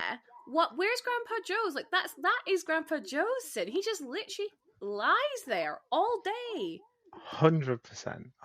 Also, like, and this is how ingrained, like, Grandpa Joe, like, lying in that bed, even though he spends a good half of the film on his feet and walking around the Yes, factory, yeah, no problem. Yeah. it's completely ingrained in me.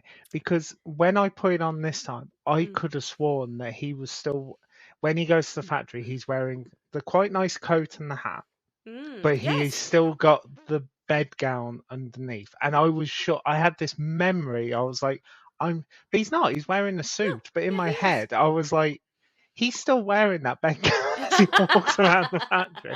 That's how ingrained it is that he's just laying Mm, this bed the whole time. the whole time.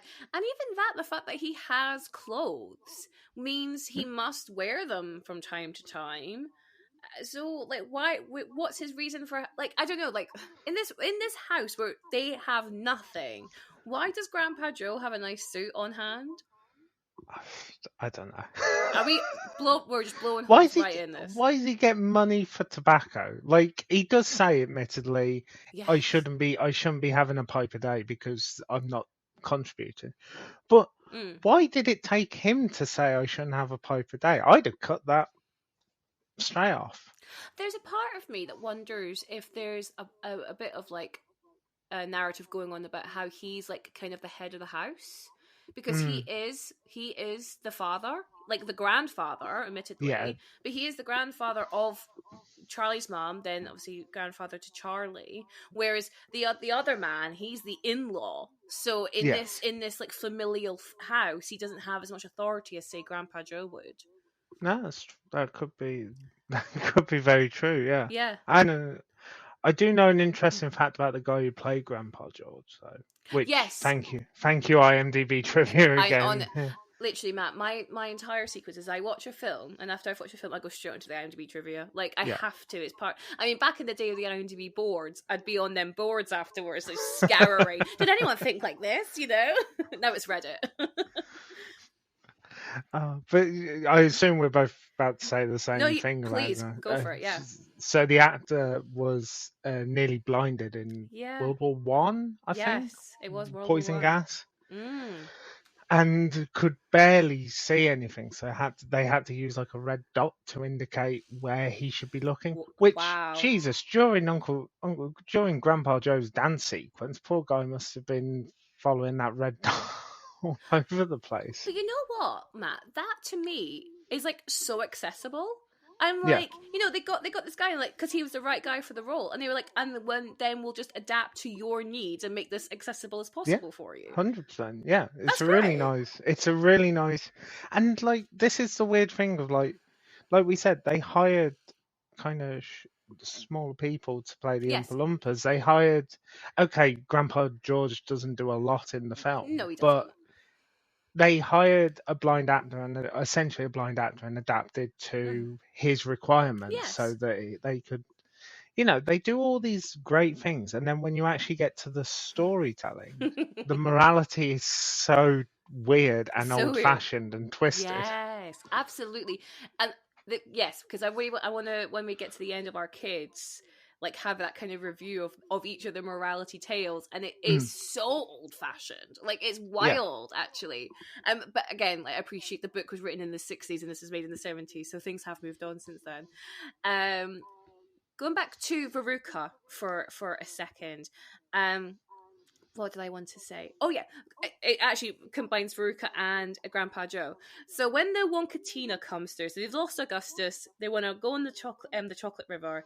The Wonka-tina turns round, and Veruca goes, "Daddy, I want a Wonka-tina," and then Dad's like, "Yes, yes, love, we'll get you a Wonka-tina." And Grandpa Joe just turns around and says, "What she needs is a good kick in the pants." Joe, that's so inappropriate. I mean, there's just a child kind of neglect and abuse are kind of rife in this film. Let's be honest. When you've watched your grandson for like 10 years work a paper round so that you can buy tobacco, maybe kicking a child isn't quite. Maybe that isn't top of your priorities. Oh my god, that is so true. I do love that Mr. Salt has possibly more than any of the adults. He has like a real banter with Willy Wonka, and it Yes. from Willy Wonka's point of view, it feels less pointed than it is with a lot of the other parents because they do genuinely kind of share kind of barbs back and forth with each other. So Well, like I was wondering whether their kinship comes from the fact they're both factory owners. possibly, yeah, You know, possibly. but I think you're right. I think is it Roy Kinnear? Is that the actor's Roy name? Kinnear, yeah, Yeah, he's so charismatic, isn't he? And yeah. I think with that and like Gene Wilder's Wonka, like there's something really magnetic about the two of them. They're, just a little bit like nudging, aren't they? Throughout. Yeah, just all the time, and yeah, like the Candies Dandies Liquors Quicker when they're talking about I can't remember what the sweets are. The sweets they're making now. Yes, it's in the invention room, isn't it? Yeah. Yeah, I literally gasped at that line, Matt. I was like, "What?" Like, it certainly has some weird connotations, doesn't it? Doesn't it? Yeah. I was like, Yeah, it I does. don't want to think of Wonka. Like Wonka to me is asexual. I don't need to think of the fact he's purposely thinking about liquor in the context of getting someone somewhere quicker. It just really freaked me out, and like that's definitely a line that would have went over my head. Definitely as a 100%, child. yeah. Yeah, there's so and it is mainly with that banter between Willy Wonka and Roy Kinnear. They're both kind of saying things. They're both like knocking innuendos back and forth between each other because Roy Kinnear is certain that there is kind of he seems to catch on very quickly that things aren't right in the factory. Yes, very much so. He's not kind of blown away by the different things that are going on. He's not. It's just another factory to him. So, and he does seem to catch on very quickly with that, and kind of jabs at Wonka throughout the film, and Wonka jabs right back at him. Yeah, absolutely. I think we see out of the parents, I think Mr. Salt is the one who seems to like exclaim his confusion the most. Like, what's going on here? What's the big idea? Or like when they're on the Wonkatino, like Wonka's doing his little weird poem bit, and he's like, he's lost it. He's gone mad. He's like the first one to kind of exclaim all these like ridiculous ideas. And it's funny because when I'm watching the Wonkatino moment, everyone's freaking out, right? But the two that don't seem that like freaked out are Charlie and Grandpa Joe. They're having a great time. Yeah, they're pretty chill. Like when they see like Slughorn, like they're like, and they're like, oh, but everyone else is like screaming, almost being sick. It's like it's really dramatic. But Charlie and Joe are just like, nah, that's all right. He doesn't Grandpa Joe just be like, "Oh, this is a hell of a ride" or something when Charlie says something to him. He's like, "Oh, it's a hell of a ride." Yeah, and I wonder, like, again, coming back to that idea of like, what is Charlie's morality tale? I think just the fact that they're very like go with the flow type people really steads them in a good way because they're like, yeah, let's just go with the flow. Like, the one time they mess up, which was with the fizzy drink, they do get chastised for it. But everything else, they're like, yeah, no, let's just go with the flow. This kid's gonna turn into a blueberry now. Okay, well then there they go. And they're just bad eggs. Well, bye, they go there now. You know. Charlie is the only one who, at least from memory, apart from the adults, he's the only one who actually asks whether the other kids are going to be all right though as well. Yes, he does. Yeah. So, but I don't know. I don't know if that's enough to save Charlie. So would you not have given Charlie the chocolate factory at the end of this film? I have a real issue with what is literally the last line of this film when they're up in the glass elevator and Gene Wilder turns to Charlie and he goes, "Do you know what happened to the man who got everything he wanted? Yeah, he lived happily ever after." Yeah, and that is for a film that is so deeply about morality and greed and what you should be and what you should do to live a good life. To tell any child that, whether it's Charlie, whether they're in the audience, whatever, to tell them that you'll get everything you want and then everything will be absolutely fine is terrible advice. It is awful. Like they say money doesn't make you happy. I'd like the opportunity to test that theory out, Love but it, please. I'd love the opportunity to test it out, but it's probably not going to happen. But they say money doesn't buy happiness. They say, and yet we have this film where these kids have lived to excess and proven that it doesn't make you happy. It makes you a bad person, at least within the kind of realms of the film. And then Willy Wonka's like, here's everything you could ever want. It's exactly the same thing that Veruca Salt's father did with her. Yeah. Here's everything you ever wanted. You will now be happy. And they're never happy. They want more. You make such a good point. But again, to bring it back to Augustus, the reason why we're talking about this is it's back to this idea of like, well, you need to eat, but just don't eat to excess. And it's almost like, well, having everything like Veruca has, having everything, but she's the wrong person to have everything. Whereas Charlie is framed as the right person to have everything. Which, I mean, again, I don't know how he's gauged that level of morality after a day in a chocolate factory where he's just watched his peers get murdered. I don't know how he's assessed, oh yeah, Charlie's the one to do that, because, I'm not saying that Charlie would be corrupted by the power or by the riches that Wonka is, gifting him. But, like, Grandpa Joe hasn't proven to himself to be, like, this outstanding person of morality. And yet he would be part of this empire that now belongs to Charlie. Is he the right person to have everything? Like, again, you're right. As soon as you put this morality tale up to scrutiny, it does fall down, because again, it doesn't make sense how it's bad in Veruca's eyes, but it's not bad in Charlie's. Yeah, and the only reason Charlie gets the factory at the end is he puts the everlasting gobstopper back. He gives it back to Willy Wonka. Yes.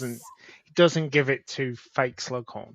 Yes. And so does that mean that if a couple of other kids or another child had made it through, Harry goes up the pipe and hits the fan, and then Mike TV gives him the everlasting gobstopper. I wanted this.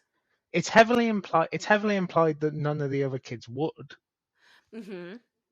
But because there's a lot of shifting glances between Salt and Violet Beauregard. Yeah. When the everlasting gobstopper is revealed. So there's lots of hints that they wouldn't. But Augustus Gloop might have. Yeah. I guess the film implies that he'd have eaten it already. Oh, good point. Yeah. But there's only 2 children where it's actually shown that they're considering taking this and giving it to Slughorn through their body language and whatever. So what if Mike TV or Augustus, Charlie and Grandpa Joe end up in the fan? It's terrible and everyone's really sad about it. And then Mike TV hands in the everlasting gobstopper at the end. Does he get the factory? Does he? Well, this is it. Is that the final test? I thought this definitely feels like the test. Do you give back the gobstopper, or are you going to sell it?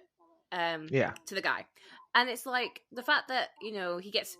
Charlie and Joe get absolutely screamed at, and Joe's like, "Come on, Charlie, we better leave." And that's when Charlie goes, "Oh no, actually, here you are, Mr. Wonka, I'm sorry," whatever he says, and he's like, "Charlie, you did it!" And it's like, oh, so that is the test. You did it. You have integrity. You're not gonna exploit me, your friend Willy Wonka, for a quick buck over here. That's amazing, thank you so much. But you're right, the other kids never even get an opportunity to show whether they would pass that level at the end. And I guess arguably Wonka would say, well, they don't get the opportunity because they don't make it to the end because they've already failed their other tests. But Charlie doesn't get a test.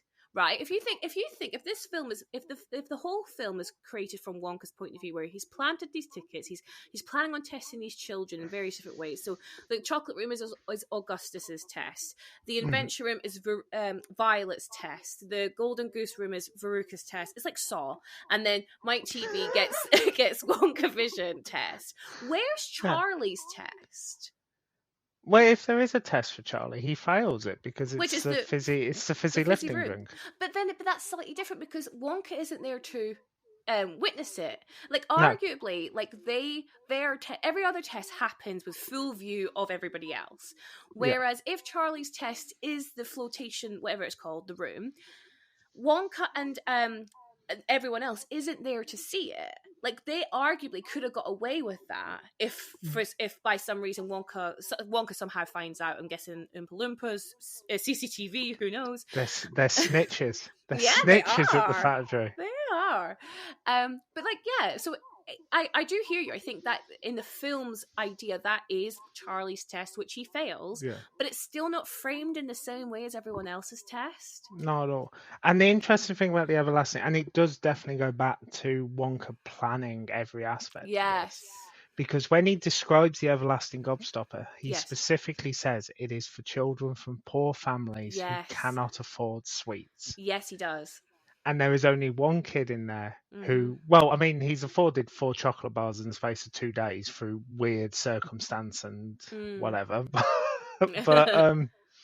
But he, like, it's shown that he can't afford sweets. They can afford cabbage soup, and that is it. I know. He brings a loaf of bread back with his paper round money, and even Grandpa Joe, who deserves all the ragging that we've kind of given him in it. Please. Even he's like, when the loaf of bread looks like a feast, I shouldn't be smoking tobacco. To which I imagine the whole room was like, well, no, we've been telling you that for 20 years. Yeah, mate. That's the problem. I have to share a bed with you and your wife, and you're sat there smoking a pipe. It is awful in here. Can we please? Stinking it up. It's so true. But yeah, no, it's so heavily implied that everlasting gobstopper is essentially for Charlie. Yes. The other kids aren't going to care about it. So. No. But interestingly, they all want it. But the reason why they want it again is because of that greed to do the deal with Slughorn after the tour. So yeah, again, there is a lot going on within that storyline in itself. Like, everyone's motivations are very skewed. What does Slughorn offer them? Because he says he holds a stack of paper to Charlie, and he says, "I'll give you 10,000 of these. You'll never have to work again. I'm Your assuming family they're will shares. They could have been shares for a failing company, for a failing chocolate company. Charlie will never have to." Yeah, but I think the idea is, like, if he gets this gobstopper, though, it'll, like, it'll revitalise. Yeah, and therefore then Charlie can get the riches. But yeah, you're right. Actually, it from a business point of view, it's a big gamble. It's a massive gamble on not a lot of, like, credence. I don't know if children are allowed to own shares. No, they absolutely are not. They absolutely shouldn't be allowed no, to. They shouldn't. But we've discussed this film doesn't take place in the real world. No, not at all. Not at all. So. Well, let's move on to Violet, because we've skipped Violet in the sequence of how we're talking about the kids, because we feel like we've had, like, Augustus is, like, probably our least problematic child. We've had Veruca be our most problematic child. Well, let's go to Violet Beauregard. So Violet is our, like, chewing gum supreme. She loves the gum. She is such a sarky little girl. She's like in the camera, "Hello, sweetie, look at the chewing gum," and like, look at the pull on this one. Like, she's so sarky. Oh, it's so funny. But yeah, that's a really good impression of her as well. Thank you so much. Thank you. I can be Violet. But, like, is it? I think it's in the Tim Burton one. I really remember that scene where, like, Veruca and Violet see each other, like, let's be friends, best friends, but they're, like, clearly, like, competitors. Yeah. I don't think we get that in this version. But no. Violet, what's her crime here, Matt? I mean, there's definitely an element of greed in there. She's specifically told she can't have this special piece of gum. Yes. And she takes it. So there's definitely an element of greed, disobedience kind of within that. But that is only really at the very end when she's being tested. Yeah. Her actual crime? Yeah. I mean, I can see how chewing gum would be. But even the Oompa Loompas basically only say that it's a bit of an annoying habit. Well, let's get into the Oompa Loompa song. So we've got Sorry, let me try it again. Gum chewing's fine when it's once in a while. It stops you from smoking and brightens your smile. But it's repulsive, revolting, and wrong. Chewing and chewing all day long. the way that a cow does. And Yeah. then we get Oompa Loompa, do. If you have manners, you will go far. So that's apparently the morality tale for Violet, is that she's rude. And I guess, She's rude, yeah. I mean, we know that, like, I definitely remember being as a child, especially at school, you were never allowed to chew gum at school, were you? That was, like, No. seen as, like, absolutely no-no. And you never ever put your hand under a desk because you knew someone had been chewing gum. Yeah, and boop, yeah, absolutely. So I do appreciate that people do view chewing gum as rude. And then I guess, you know, her as a character, she's very obnoxious. You know, she's very loud. She's very brash, but she's very much like her father. Like, you know, we mentioned how he's like this used car salesman. Every opportunity he has, he's trying to, like, you know, flog his cars. You know, she's obviously inherited that from her father. Willy Wonka leaves the factory for the first time in however many years, and he's greeted by a man trying to sell him a used Ford Pinto. Oh my god, it's so good. He's wearing that, like, kind of like really like cheapy cheesy suit, isn't he? Yeah. I really like the characterization. I think it's fun. But yeah, like, but apart from that, I don't really know. She's done nothing. She's done nothing wrong. Yeah. I give her a pass, really. I do. And I think you mentioned a word there which we've actually neglected to say, but it's the disobedience. You know, she doesn't heed what Wonka's saying, which is don't eat it, like, you know, it's not being properly tested yet, you know, and she doesn't listen. She disobeys that direct order, and she is punished for it. She turns into the blueberry, like, Violet, you're turning violet. like it's really cute. Like, I love it. And you know, then she's being wheeled around by the Oompa Loompas because she's just like literally rolled. Like, there are away. also so many kind of sizist references in this bit, like chewing like a cow in the Oompa Loompa song. I mean, yes, as a kind of slur for overweight people, like, yeah, it's good point. right up there. And she is literally rolled out of. I mean, the visual kind of representation of that scene, almost more than Augustus Gloop, who is punished for eating and eating too much. And then this girl who, I guess, arguably isn't eating enough because she never tastes chewing gum. That's a really good point. Yes. The kind of fat representation on that. Yeah. It's massively on her kind of punishment. Yeah. Really, really, really good point. And on that, because I exist online and I post who I am online, I sometimes get some really shitty comments. And someone relatively recently, I don't even know like what the outfit I was wearing. I might have been wearing purple or blue, so that might have been why this comment comes up. But someone commented going, "Violet, you're turning into a blueberry," and I replied going, it's you're turning violet. At least get the quote right. I was just about to say, what sort of fuckwit? I don't know. Sorry, I don't know if I'm sorry. What sort of fuckwit doesn't get that quote right? I know, and I was just like, if you're gonna say that to me, at least say it correctly. Yeah. But I was just, but you're, you know, no one has ever. I mean, probably because I'm a woman, but no one has ever called me Augustus Gloop. But I've been called Violet Beauregard. You know. It's really strange. It's strange how it kind of mixes.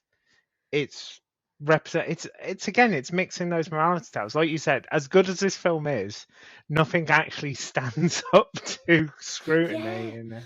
But then coming back to you know, we talked about food. Violet is eating a gum that is meant to make people, like you say, poor people feel like they are eating a full dinner. So she goes through like, oh, it's, you know, whatever it is, and it's a full roast dinner. It's like, now it's a blueberry pie. So it's like her greed for wanting to eat this full dinner, but she's not actually eating this full dinner, Matt. She's eating a bit of gum, like what is like a little square of gum, and she's punished for being greedy again. She breaks it in half. Does she? Like breaks a bit off at the end, and she never. But also, she's been chewing one piece of gum. Yes. For 3 months when this film's which is awful. That's disgusting. That's so terrible. Grim. Yeah. Anything would taste good after that. Sure. I chew gum for 3 minutes, and like fresh air is suddenly full of flavour after I take the gum out of my mouth. Like, such a good point. Like, of course, that gum that Wonka developed tastes amazing. You've had the same chewy bit of rubber in your mouth for 3 months. Such a good point. I know in the Tim Burton one, they make a point that she doesn't, she takes it out at mealtime, so she sticks it behind her ear. Oh, she does in this one as well. She Does I just pop it right behind my ear and then. Well remembered. Well remembered. It's awful. great. So I just don't really buy Violet's punishment. And like you say, you're absolutely right. There is so many connotations with like fatness and fat representation and greed. Like her disobedience and her greed for wanting to try this bit of gum literally turns her into a ball, which she's rolled about in. Like, you're absolutely right. There is so much connotation there. Yeah, and I think we're getting to a point now as well where we're at the kids where the punishments are massively disproportionate too. Yes. Because whether, like, we talked a long time about Augustus Gloop and how actually there's nothing wrong with Augustus Gloop and he shouldn't be punished for anything. But the film is quite clear in its morality on that and says that Augustus Gloop is wrong and punishes him accordingly within the film's kind of... Whereas they never specifically say, apart from chewing gum, they never specifically say what's wrong with Violet. They never specifically say what's wrong with Mike TV other than like watching television. Well, yeah, let's go into Mike TV then. So Mike TV's our kind of last surviving child by this point. And again, very similar to Violet. Like, he's a very brash young child. He's very loud, he's very obnoxious. Things that kids are, right? Yes. And he goes into this room and it's a TV room. His name is Mike TV. He loves TV. Like, this couldn't have been more for Mike than no other character could have been in this room. And so we find out that like Wonka has developed teleportation and he can transpose just on his off day, Yeah, just why not? So you can it's not that hard. Jeff Goldblum did it. He did it, but he did die. Did die. I mean, are you saying that Mike TV's fate is much better than? I don't know. Maybe. But yeah, so like you can transpose like a massive chocolate bar and it'll shrink down and be transported to a TV where it's now then like normal size, and then you can apparently then take it out of the TV and then eat it. Through the glass, because TVs you don't need the glass of TV. So Mike is obviously super, super excited this because he wants to be in the TV. So he, again, disobeys the warning. What Wonka says, don't please, no, don't do it. Come back. He presses the button. He gets transported to a TV. He's like super, super small, but he's like really chill about it. Like Mike he's not concerned. Whatever. He's like, I'm the first person to be transported by TV. That's amazing. Yeah, he actually has like an experience. Yeah. That doesn't like. I feel it's like and he's not. I mean, the punishment for him is actually what has to be done to get him to normal size now. Really good point. Yeah, still be the aftermath.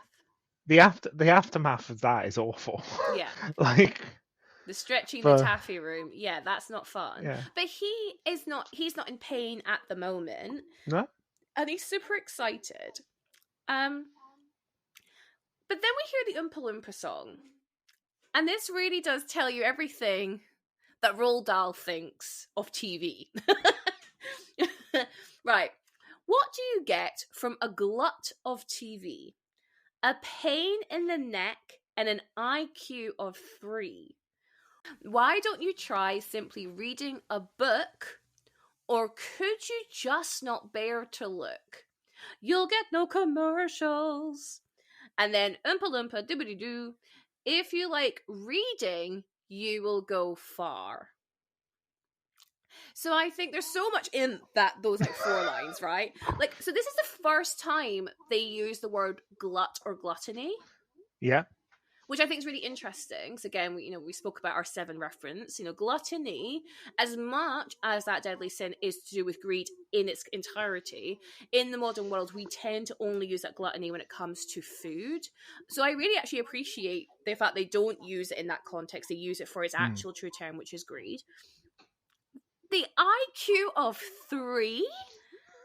Poor Mike TV. Oh, that rhymed. Mike TV. And again, I wonder whether there's a bit of that where Mike isn't that concerned about being shrunk down to TV size because he's quote unquote stupid. Yeah, I think the film's definitely trying to say that. And as a film critic, hugely offended by that. Since I spend most of my time sat in front of a screen watching television. That is so true. But it's such a wishy-washy. Again, they kind of shoehorn it into this idea of greed and yes. not being disobedient, not wanting to get up off the sofa, not wanting to do things that I guess Roald Dahl is saying could develop you as a person. Mm-hmm. But it Mike TV and Violet, it's so shoehorned in to that wider morality, because while they are annoying children, while they are certainly not someone you would necessarily want to see because they leave gum everywhere and never leave the sofa, there's nothing actually wrong with them. Violet's is annoying, and I don't know what the parents could do apart from forcibly take the gum off her. Mike TV, it's 100% the parents' fault. Yeah. If you're seeing it as a negative thing that he sits and watches TV all the time, just take him out. Don't let him sit in front of the TV. Don't offer to buy him a gun. Oh my god, I know. That it is really funny. That's a really funny line. So funny. The delivery is so good. If you've got a child and he likes watching westerns, and you give him a cap gun, and his first instinct is to shoot at the TV along with the killings, regardless of the possibly far worse consequences of buying a child a gun, are you going to give him a gun so that he can shoot your TV on a regular basis? Are you going to are you going to teach this child proper gun safety and keep it in a lockbox? No, I don't think so. I mean, when Mike first meets Wonka, he shoots him with his cap gun, and Wonka goes, "Oh, very good." But I mean, that's proper kid behavior. Absolutely. I used to run around, pretend shoot guns and stuff when I was that age.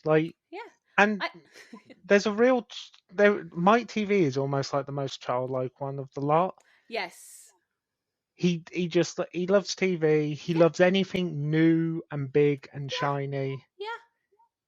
And again, I don't think Mike or Violet really deserve, because Violet's aftermath as well. She didn't seem to feel anything when she turned into a blueberry. No. But she's going to go get juiced. That doesn't sound fun. It doesn't sound great. No. And he's going on the taffy stretcher. So they seem massively disproportionate in the morality of the film. Yeah, so if we think about the others, with Augustus, they just need to save him before he gets to the fudge room, right? And then give him a shower. For Ruka, they just need to save her before she hits the incinerator. But with there's a base more on chance. The fudge boiler might not be on when he gets there. Yeah. The furnace might not be turned on before. Although I imagine the Oompa Loompas are taking their sweet ass time to get to any of these beds. Well, they're we had to clean up that room after you messed up for your musical number, Veruca. We're gonna take our time here. Yeah, they're all out having a cigarette break by the furnace. Oh, is she? Yeah, oh, she's in there. Oh, it was today. Oh dear. Oh. I thought it was every other day. Oh, today is other day. Oh, okay. Today is other day. Yeah, but you're right. But then with Violet and Mike, two of our characters we think are just maybe don't deserve this fate. Their ways of coming back to kind of normalcy sound to be really painful. They sound horrific. They yeah. Because Taffy Stretcher is one of those things that kind of rotates in a circle. Yes, and exactly that. So not fun. No, and even if the juicer is just a big needle, who likes big needles, really? Or like it's like a squeezer. Ooh. Maybe a needle and then like a squeeze. Yeah. Ooh. Oh, poor Violet. She doesn't deserve that. She really doesn't. She doesn't deserve that at all. Justice for Violet. I'd be hard pressed to find anyone in this film that actually deserves a press.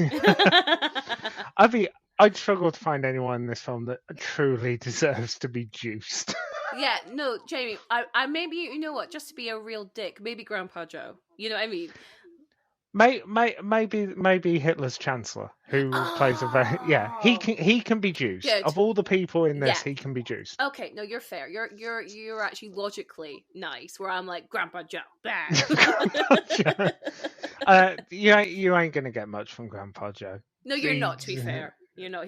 He's not been doing much for a while. So let's review our skip leg day. Yes, for 20 years he has skipped 20 years. So let's review our Oompa Loompa songs, okay? So Augustus, his moral is, where is it? Oh, I've lost it. Blah, blah, blah, blah, blah. If you're not greedy, you will go far. So that's Augustus's. If you're not greedy, you will go far. Violet is, if you have manners, you will go far. So not greedy, have manners. Then Veruca is, if you're not spoiled, you will go far. And then Mike's is, if you like reading, you will go far. So in the concept of this film, a good child is someone who is a child who is not greedy, is a child who has manners, is a child who is not a brat, and is a child who likes reading. Okay. That's a good child according to this film. I was going to say that they all seem to relate to actually what Charlie is like, but then he doesn't read. He doesn't read. So for me.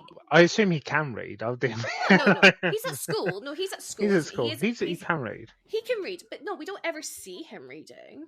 No. We don't ever, even when he gets information, it's from people on the street who he's overhearing. He never actually reads a paper, does he? He's hearing it from the adults, or he hears it from the TV, or he hears it at school. So I find the reading one the most, egregious. It just feels really out of nowhere for me. Whereas the other three I totally get. I wonder if there was an issue with, because Charlie also doesn't have a television, so he's not able to kind of sit. And although he does in the remake, because I'm pretty sure they watched the news on the remake, Okay. But that's kind of by the by. I wonder whether there was an issue where they couldn't get the Oompa Loompa song to rhyme with television or TV, so they were like, "Oh, but Mike TV never reads, so we'll just throw that in instead." Yeah, totally. And also on that, nothing against readers. But just because you read doesn't mean you don't sit down, because usually people sit down to read.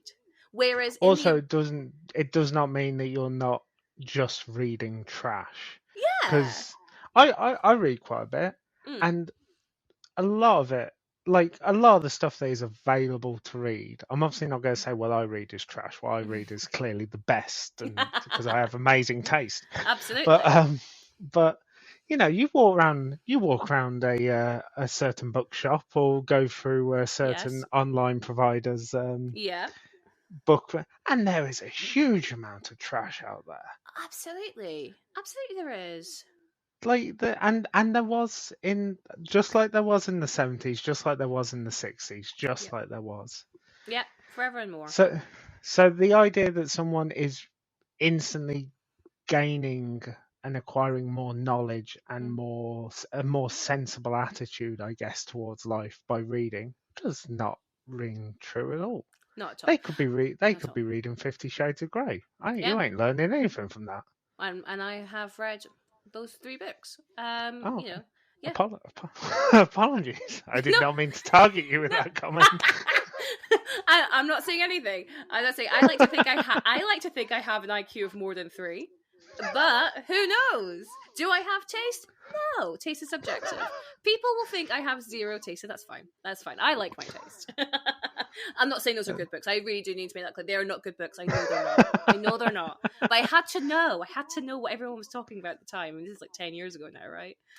Apparently, my nan read the first one, and it horrified my mom. Like, she asked no, my that mom horrifies me. I don't even know your nan, and I'm kind of horrified to hear that. No offense to your nan. No, it's all right. She asked my mom if she'd take her to the cinema to see the film, and my mom was like, "Nope, that's not happening. No, not even a little bit."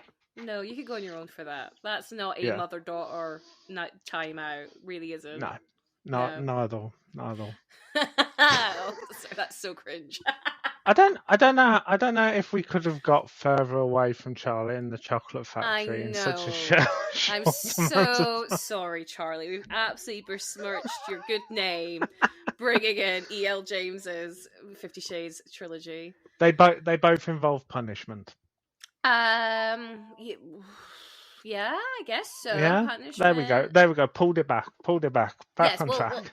Back where we get tangent averted.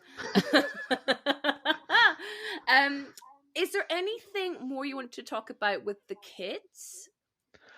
I think the kids, like, we've kind of cleared that. Like, yeah, like we said, like, there's so much visual storytelling with the kids and stuff, and there are two that we can accept within the morality of the film, not through our own thoughts.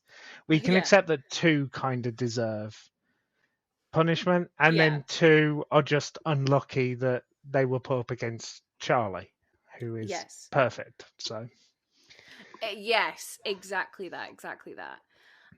Okay, I want just to have a quick 5 minutes to talk about the little vignettes of the film.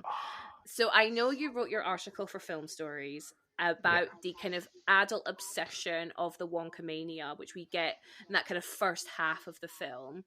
And I read your article and then I watched the film, but oh my god, these are brilliant. They're so good. They're so funny. The computer one, where he's like, I've developed this computer. It's going to tell me exactly where the Wonka bars are. And it's just smiling to the camera as he's pressing these buttons.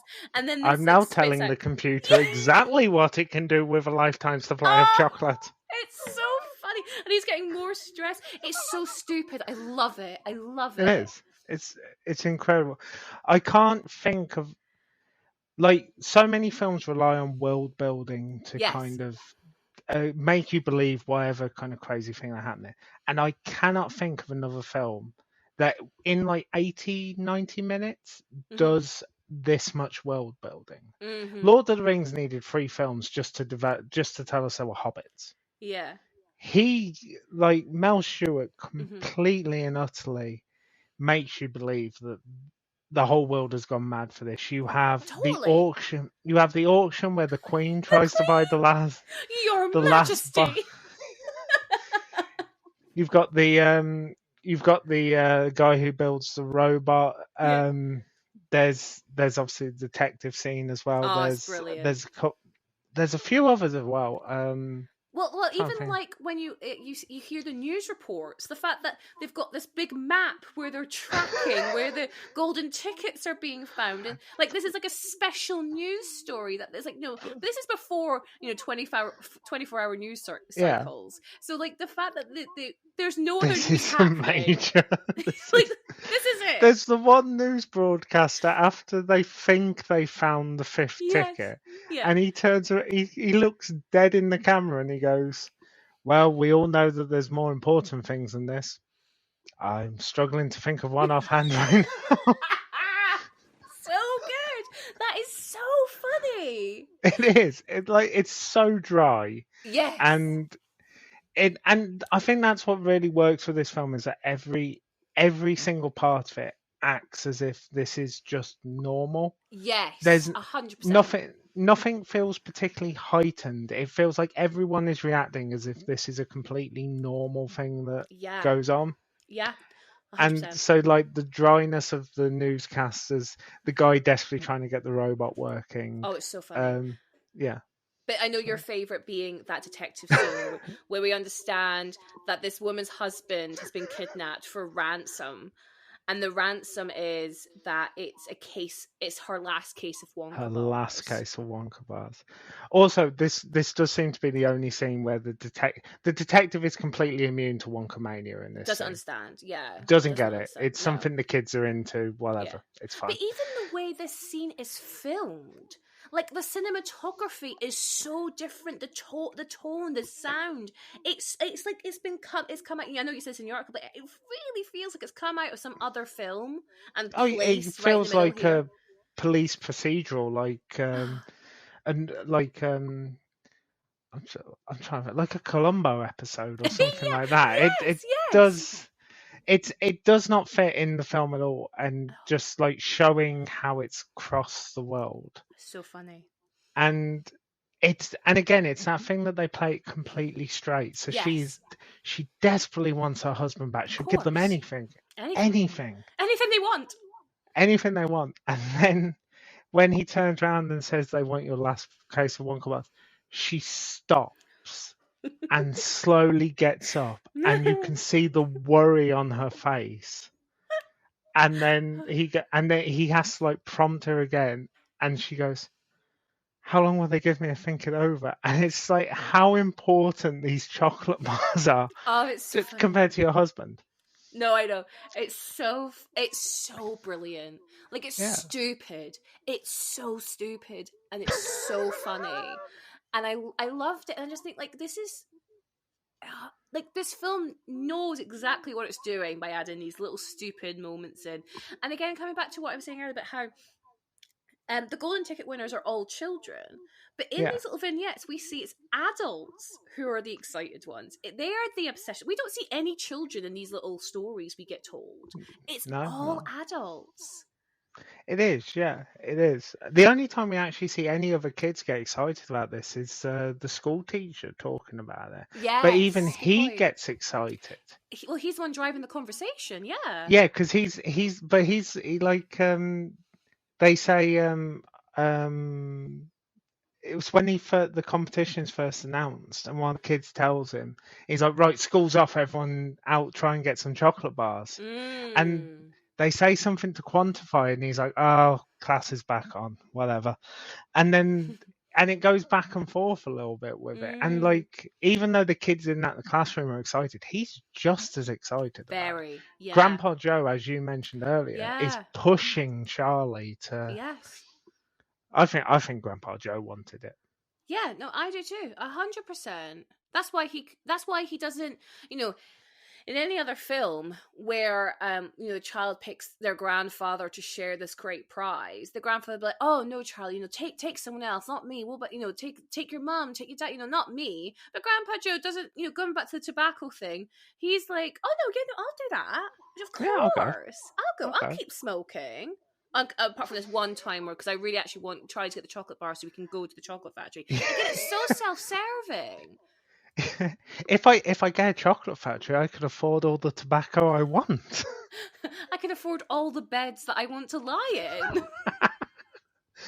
Oompa Loompas just carrying me around. Just an Oompa Loompa throne carrying Joe around all the different rooms. Oh, boo, Joe. Boo. Oh god, we have destroyed that man's character. I know. I mean, we are not the first, and we shan't be the last. No, definitely not. I guess like with the Wonka film coming out this year, I'm assuming like it's a prequel, so we won't have any buckets involved at all. But if they were to do a sequel to the prequel, where they remake Charlie Chocolate Factory again, we'll have another opportunity to slag off Grandpa Joe. I would, as a reference to it, I would have someone who works in the factory, like you mentioned at the start, whether Grandpa Joe worked in.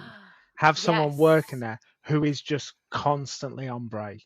Oh, that's funny. It's just like a couple of second clip of someone like, "Where's Joe?" Oh, he's on break, and just drop it in a few times. That'd be good.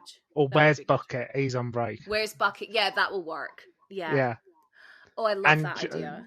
Just really reinforce that Grandpa Joe's a lazy piece of shit, and always has been. Always has been. What a twat. He's on pipe break. He's on dance break. He's on limbering up. dance break. He's making sure his jig's all ready. His jig is fine. His jig is fine. His jig's great. I mean, it's a great song. No, yeah, I got golden It's a ticket. good song. Yeah, absolutely. We and that's the thing. Like the music of this film was great. Like there are some really iconic songs. Like I say, I love "I Want It Now." I think it's a great song. I love "Imagination." I got a golden ticket. Obviously, we've mentioned the Cheer Up Charlie song, Trash. Yeah, but it's not really. I mean, it is a musical, obviously, but it's actually not like a real true musical because there's only like 4 songs. I guess you add the Oompa Loompa ones in, and there's they are literal kind of vignettes and not even full blown songs. No, they're like 30 seconds.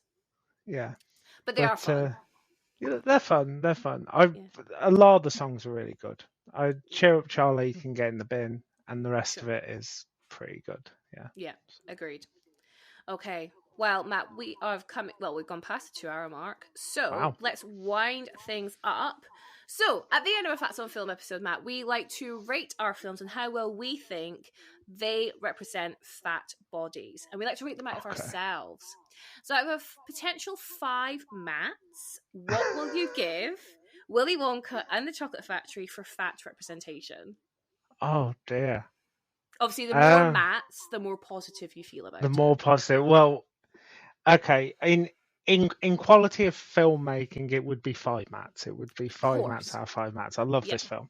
Mm-hmm. But for positive representation of really anyone that isn't... That's such a good point. For any positive representation at all, it's like a 1 Matt out of 5. Yes. It's not... This does not. If this is a film where you have any insecurity about your personality or body type, you probably shouldn't watch this because it's going to reinforce a lot of negative shit. That is, absolutely well put. I'm the same. It's 1 Hannah. Like I think my 1 Hannah is for Roy Kinnear. I think. I think actually, from a characterization point of view, I think it's as much as it is playing on negative stereotypes. There's so much storytelling being done through his character without actually saying anything, which I think is really cool and awesome to watch. But then opposed to like the Violet Beauregard treatment, Augustus Gloop, I'm like awful. Like you say, if you have any insecurities, this is going to exploit those insecurities. Such a whimsical childhood film that we all enjoyed. We all watch it. We all literally eat it up every time. And I always say this with this podcast. I love this podcast. It's brought me so much joy, and I'm so thankful people understand where I'm coming from, right? But at the same time, it has ruined watching films because I'm a film buff. I absolutely love films. I'm watching them constantly, like. Oh God! Like, we watched the Dungeons and Dragons film last night. Oh, okay, the new one with Chris Pine and Hugh Grant. Have Future you seen Oompa Loompa. No, I haven't seen it yet. Future Oompa Loompa. Well, I don't know Dungeons and Dragons. I've never played it, but there is a dragon in one of the parts of the films, and it's a really fat dragon, and I go so excited because I don't think I've ever seen like a fat dragon like that before, and it was like really cute, and then it died, and then I got really upset because I was like, no, my only fat representation in this film. When we're looking to CGI kind of creatures for representation, it's not a good sign, is it? No, there was literally that fat dragon. There's one person at the very, very beginning who has 3 lines, and that was it. In a film that came out this year. So we got a long way to go when it comes to fat representation. A long way to go. Anyway, thank you so much, Matt, for joining me on this journey down memory lane for one thing, but also just like really taking apart, I hope in the most kind way possible, this film and talking about it from a place of love, but also from a place of criticism. I really, really loved having your insight, especially as well as your clear admiration for this film. Could you let me and the listeners know where they can find you and more of your work? Okay, well, What's in a Scene, the newsletter that I do, is on pretty much every social media that there is. I even managed to go on Blue Sky, although that seems to be as bad as X, Twitter. whatever. So, but you can find us on TikTok. You can find us on Twitter, X. You can find us on Facebook, Instagram. That's all What's in Scene, and then we were at what'sinscene.substack.com. I'm just Matthew Tilt on most social medias, and if people want to add me and hear me rambling about stuff, that's all good. Or more the merrier, please.